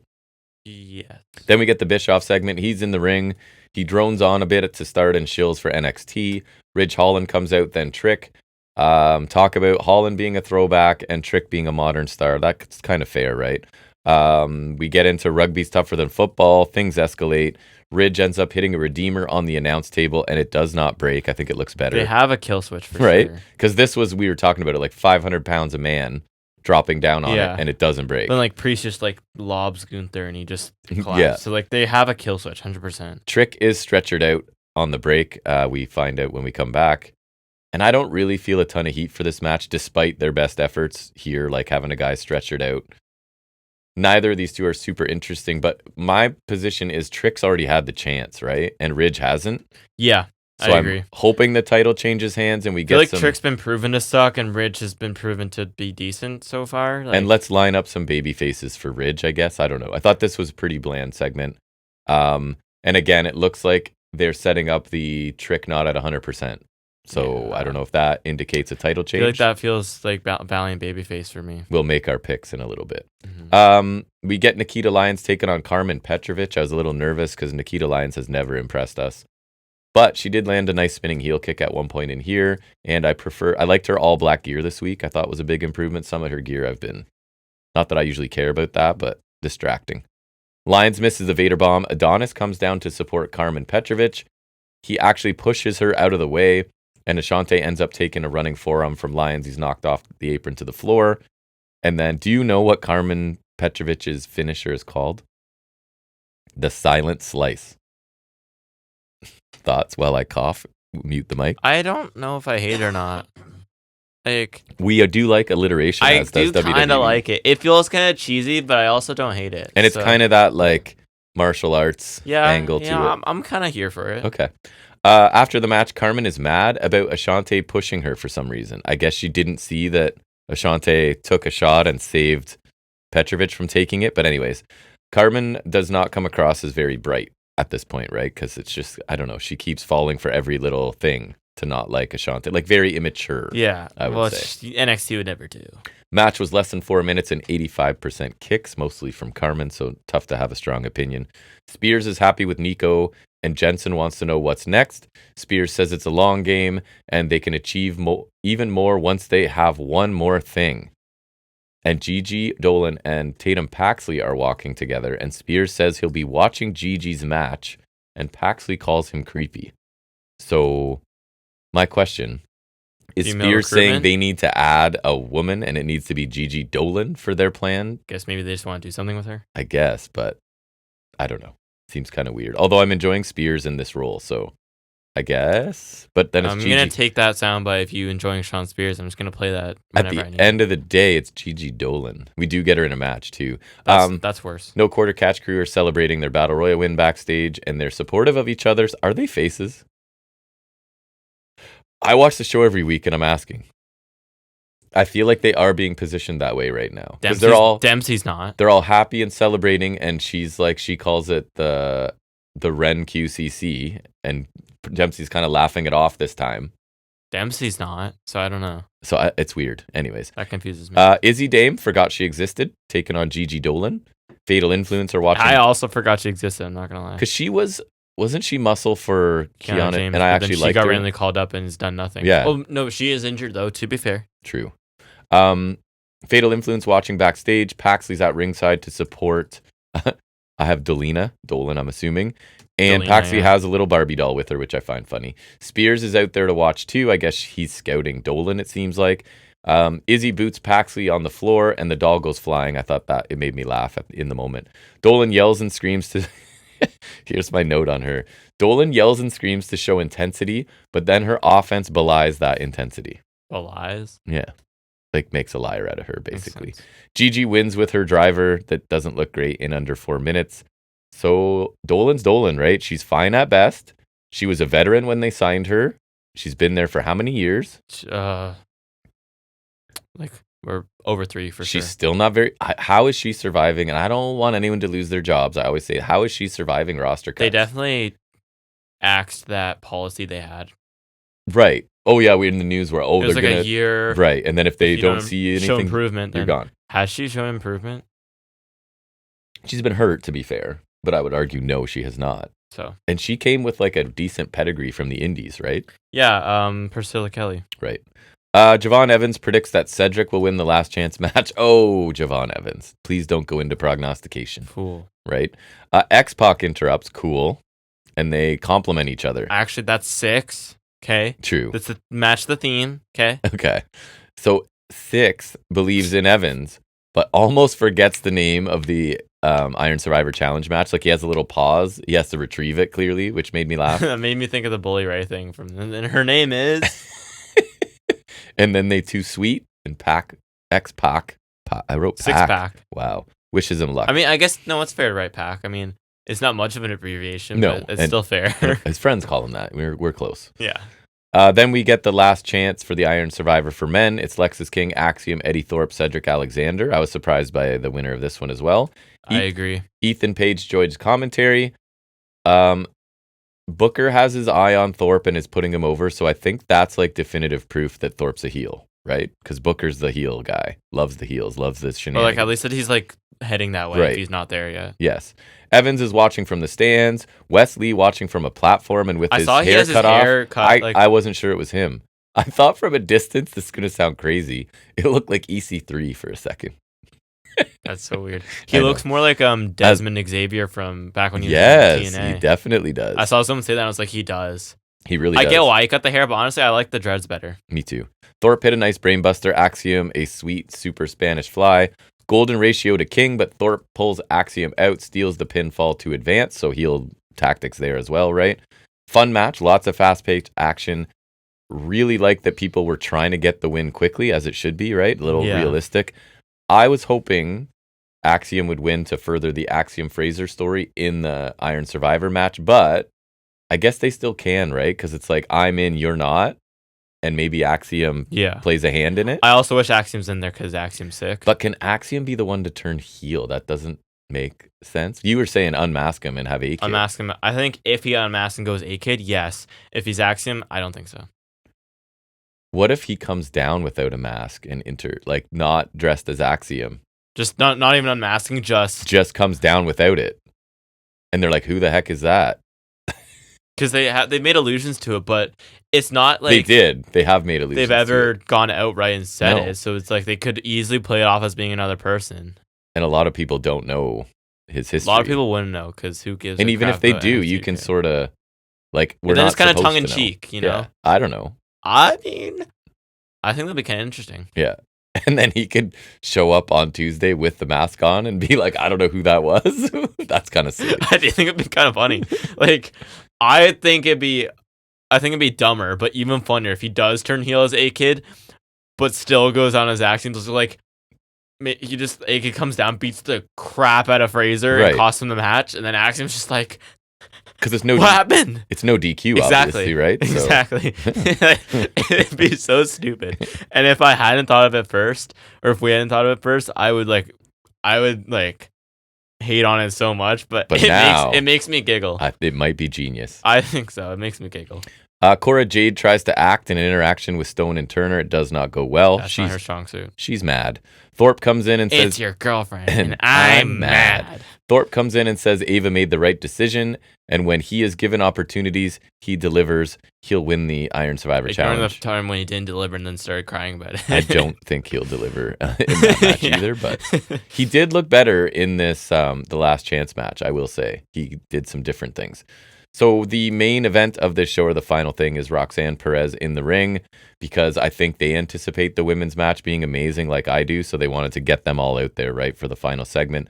So she recalls how her own the Iron Survivor match changed her, and says they'll be fighting to be second best to her. She congratulates Ren Sinclair and says no one believed in her like no one believed in Roxanne back in the day. But Ren can't beat her. Sol Ruca, she comes out. She says she's one soul snatcher away. I'm gonna snatch everybody's souls. It's Roxanne saying that you're one soul snatcher away, but you can't snatch Roxy's soul. Julia can't beat Roxy when it counts. Zarya and Stephanie Vicker beat her in a tag matches, but she's always provided that no matter whether you're traveled the world, whole wide world, no one can beat her. So all the women come out and they brawl. And then we cut to Eddie Thorpe, who's been taken out in the locker room. Refs and other men in the Last Chance are there. And Fraser, which I thought was interesting. Because Shawn Michaels turn heel. He's coming back to wrestle. But it's like the guys in the match and Fraser. Did Fraser take him out I'm wondering. That Axiom could get in? Maybe. They're going to tease a split, and then an original idea. They're both going to turn heel. And that's never happened before. Fraser takes off a Fraser mask, and he's really different underneath. and he's A-Kid. Axiom's not A-Kid. Fraser's been A-Kid this whole time. What a trip.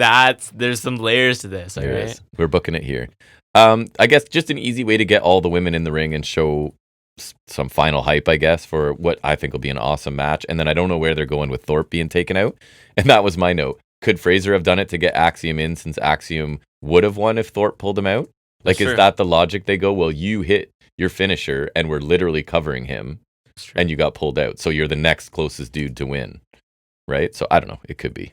I say we just... Oh, you want to talk about... I do have some Smackdown. Stuff, right? Yeah, so one thing from Smackdown was that Street Profits got jumped backstage, DIY take their place, and the heel turn finally happens. Gargano turns heel, Lobo to Sabin, Super Kick to Shelly, meet in the middle on Sabin, DIY are champs again. As someone... I watched it. They teased splitting, right? Like, they teased splitting. They've been teasing that for a while. Ciampa was literally like, we're done here. We're done. And then he kind of leaves. And yeah.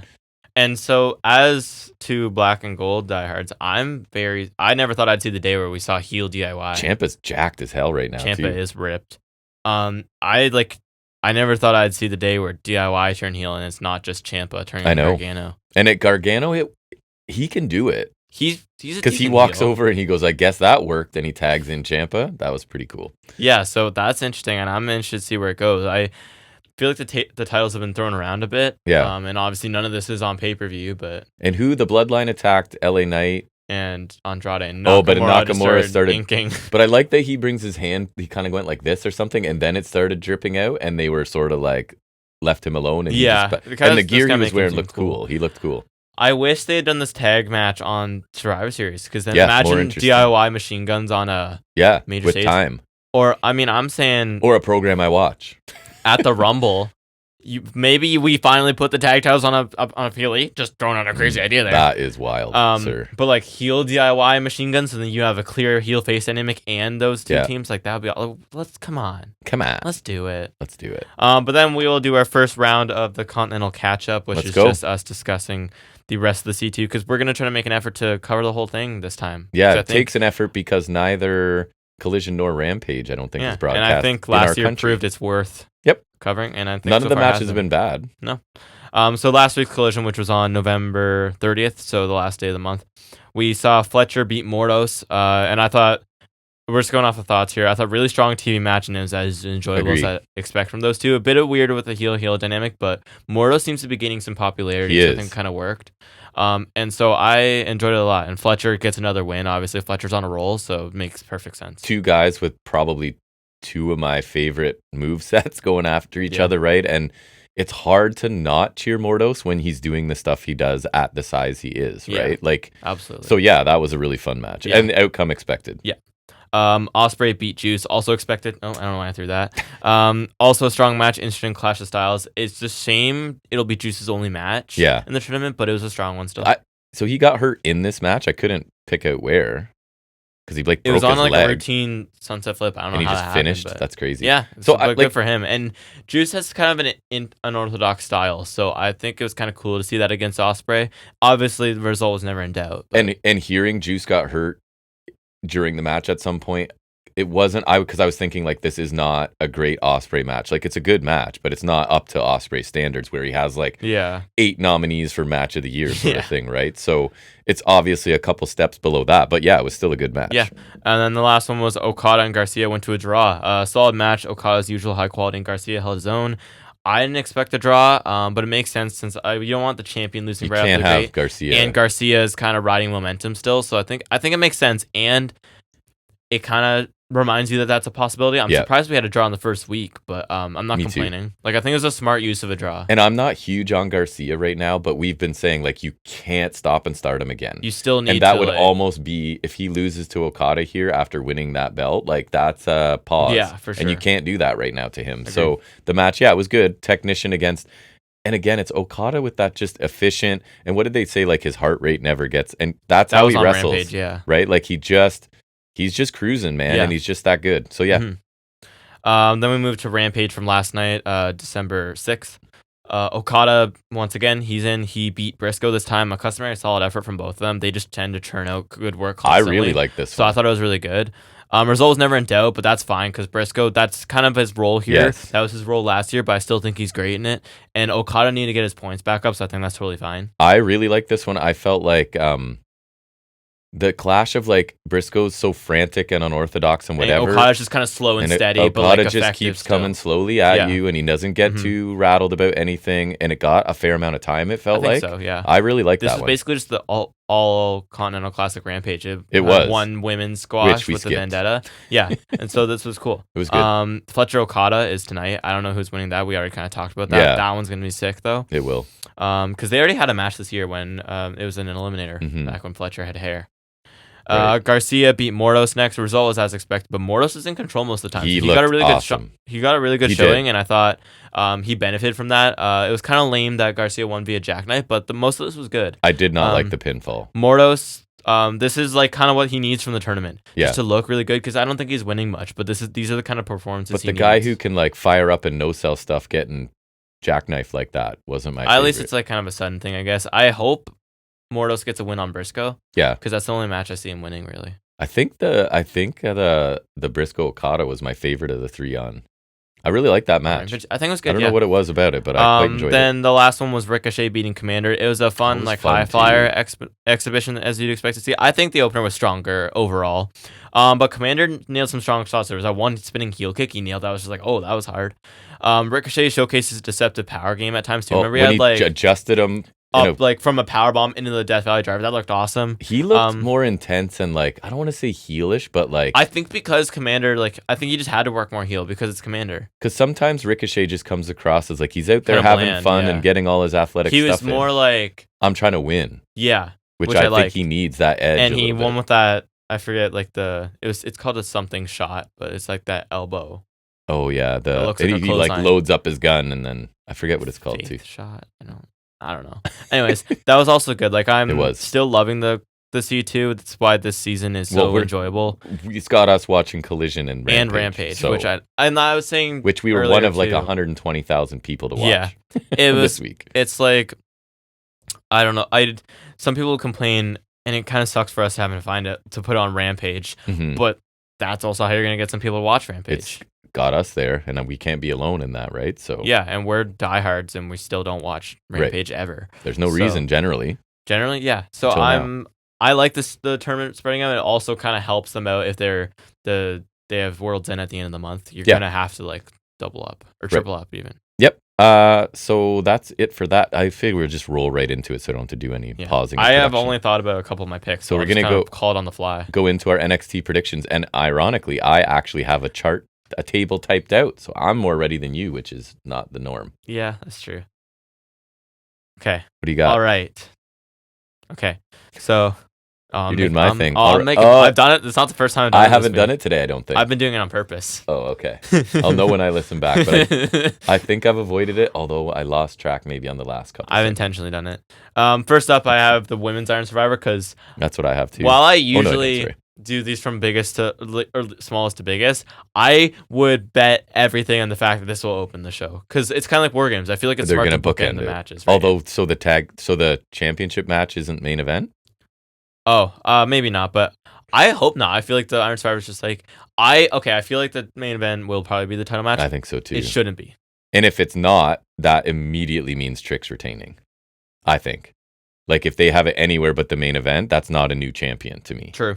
Right. That's true. This one I'm not super confident on. Yeah. So Women's Iron Survivor, it's Zarya, Ren Sinclair, Sol Ruka, Julia, and Backer. So here's my logic. It's between Julia, Backer, and Zarya. Agree. Right? Julia already had a title shot, so I think that takes her out. I think it's between Backer and Zarya. Okay. I think they've booked Zarya like a B so far. I say you just rocket her up. So I'm going to take her. I think it's between those two. And I wouldn't follow you for taking even Julia, but I'm taking Zarya. Okay. That's funny. So I'll read right what I have. Yeah. For me, one of the new women should win this. Okay. I see where this is going.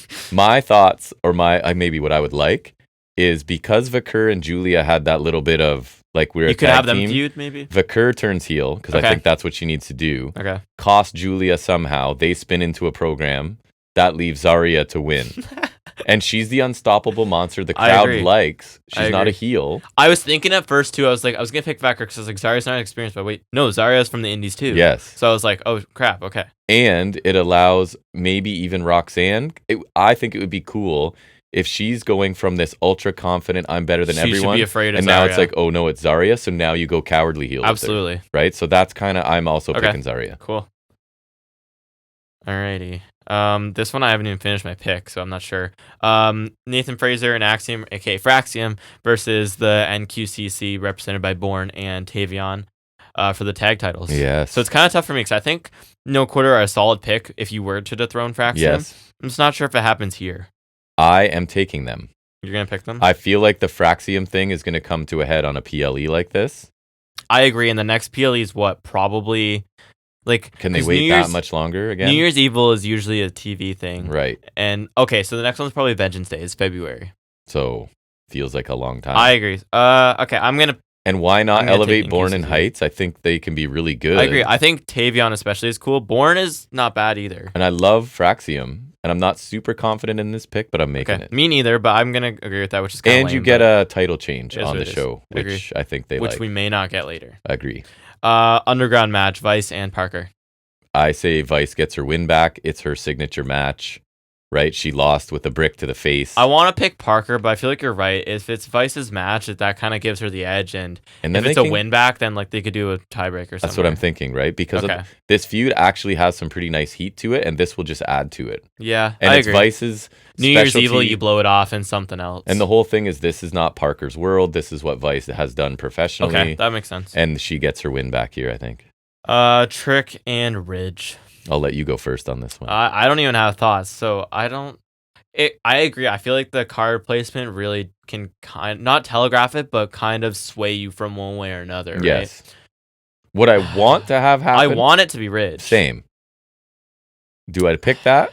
I did not. I'll tell you. Valiant Babyface. I feel like it's gonna be Trick. And the ambulance thing. It's just like there's no way that Ridge is gonna look that dominant and then still win. Like Trick, there is clearly their investment, right? And it's just like. And I feel like Trick's second run here has not been long, and you don't want the title look like it's being hot potatoed. Agreed. It's not good for the title. It hasn't been that long since the CW premiere, right? And that's when he won it. Right. So Ridge is more interesting than he's ever been right now. Like, he's doing some pretty good I used to hate him. And I would prefer he wins because I'm kind of like meh on Trick. Yeah, for sure. But I think Trick retains here. Okay, so far we've pitched the same game, so that's awesome. Yeah. Men's Iron Survivor final. It's Fraser, Paige, Javon, Wesley, and DJ Platonic. So I will say, I'm glad you went. I feel like it's going to be Axiom in there. I like that you went in this order because I think who you pick to win the title kind of alters who you have to pick in this match, right? So what I'm saying is, by taking Trick to retain, you're picking. You got to go heel.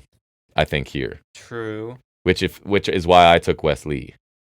So that's where I'm leaning to, and I don't want to pick the same one, but it can't be Ego because he's lost every time. In my notes, you can't run back Paige Trick. It can't be him. Fraser, I feel like has other things to do. You can't. That's too big a leap. Javon is not ready for that spot. And he's a face.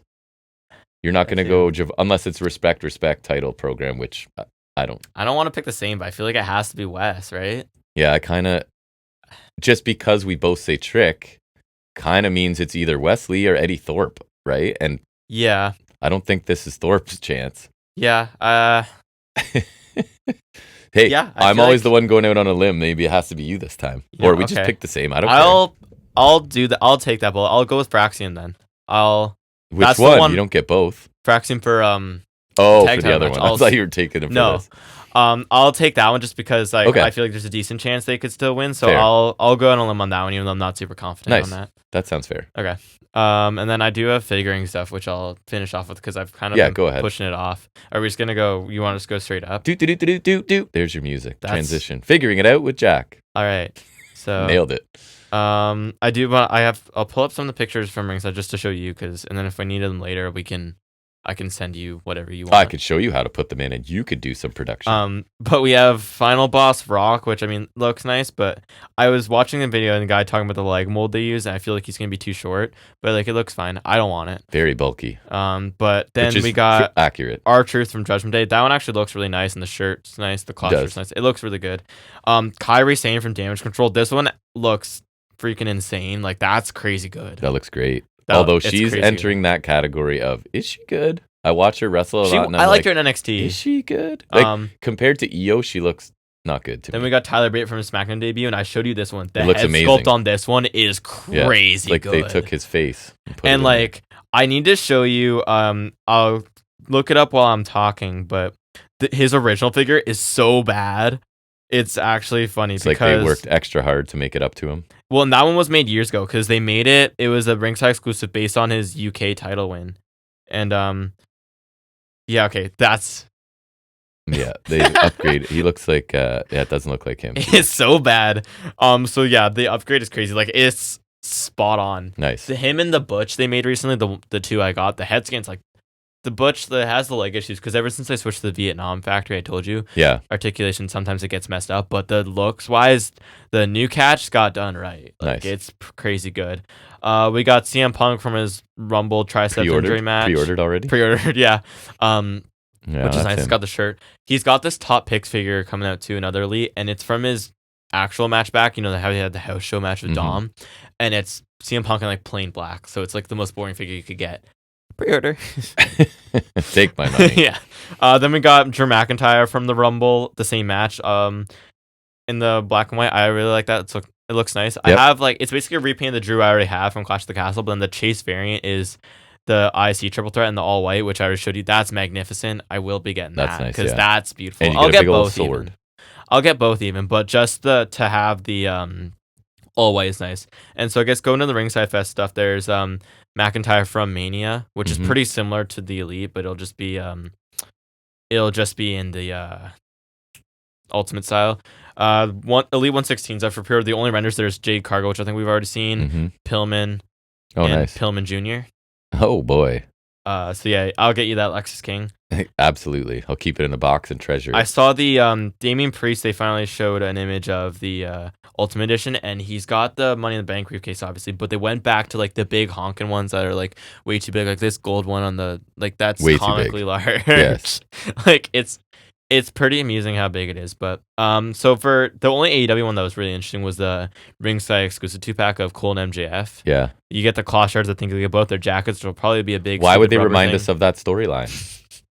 The Triple B, and then they're both in white and gold, which is a really nice color scheme. Yeah. So I like that. New AJ Styles basic in his heel gear, which is cool. But you notice anything? He's not jacked enough by his current standards. He doesn't have his tattoo or a belly button. Oh yeah, he's missing all the rib tattoos. He doesn't have it. Like that's a crazy detail to miss. I know it's a basic, but how basic can you be? Yeah.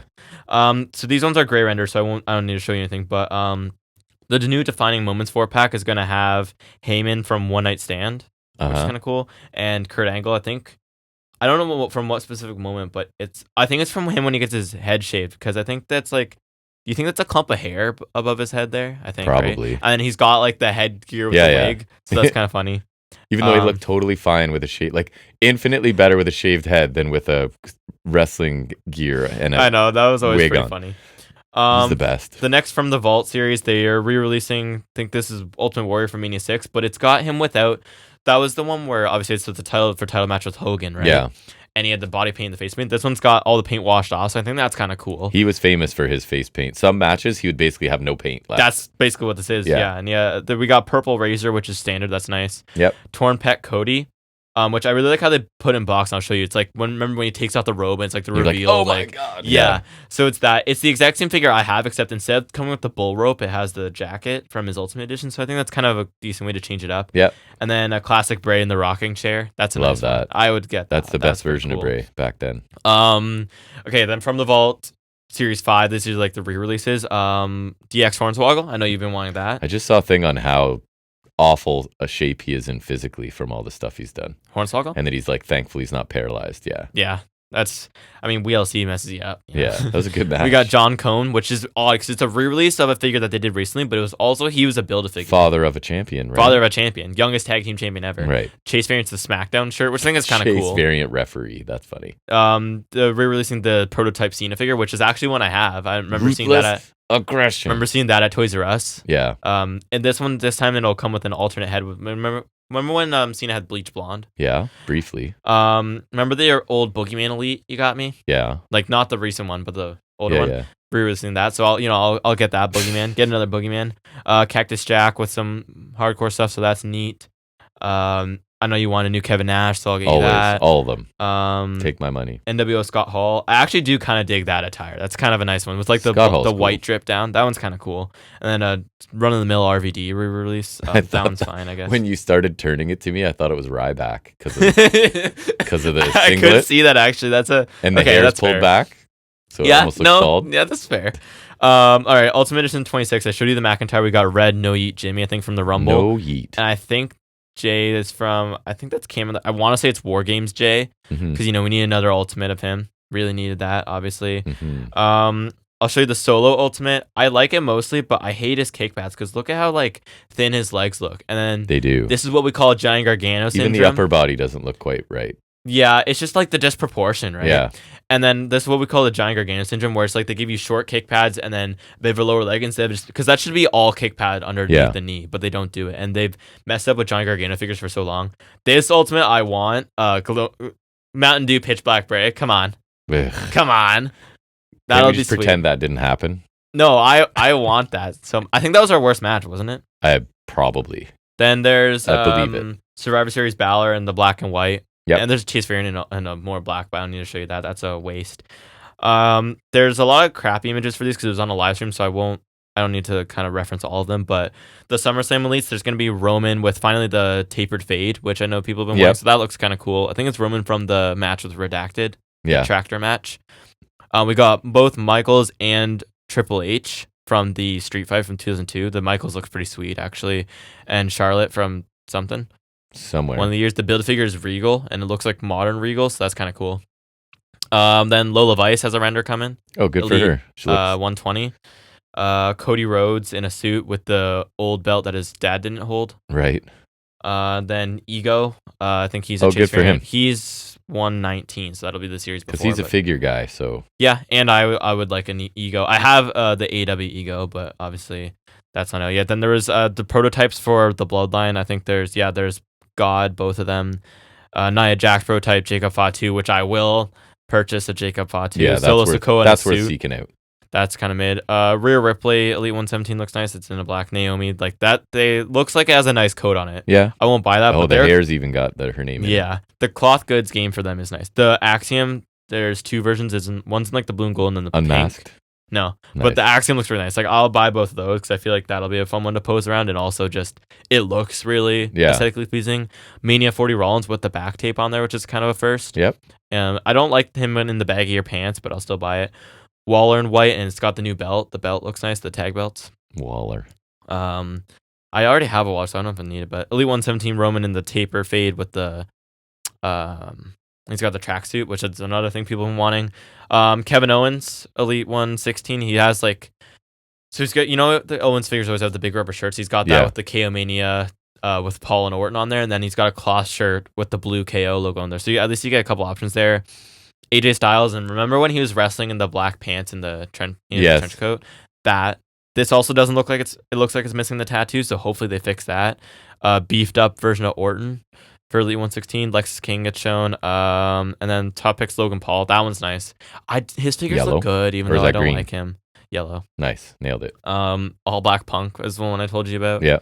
Which is nice. And then a Street Gear Austin. I think it's from Raw 25. I don't think it really matters. And then there's some basics that don't matter.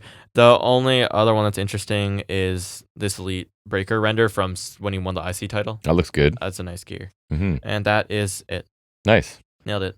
Another lengthy episode this week. 229 coming in at under 3 hours, but not by much. So 2 hours 29 minutes. Damn. Yeah, very. We got a lot of stuff to discuss. We'll probably have a lot next week because I imagine we'll tackle Deadline if it exists, because our cable is saying it's not on today on the network, but we'll find it. Maybe it's on later, but no, because that's their channel. It's their channel, so I might just record the time it's supposed to be on and hope. But anyways, we'll probably talk about that next week, unless it's amazing and riveting and we want to talk about it before. We'll be back for episode 230 to talk about another week from the world of wrestling. We hope you join us. Bring some friends along.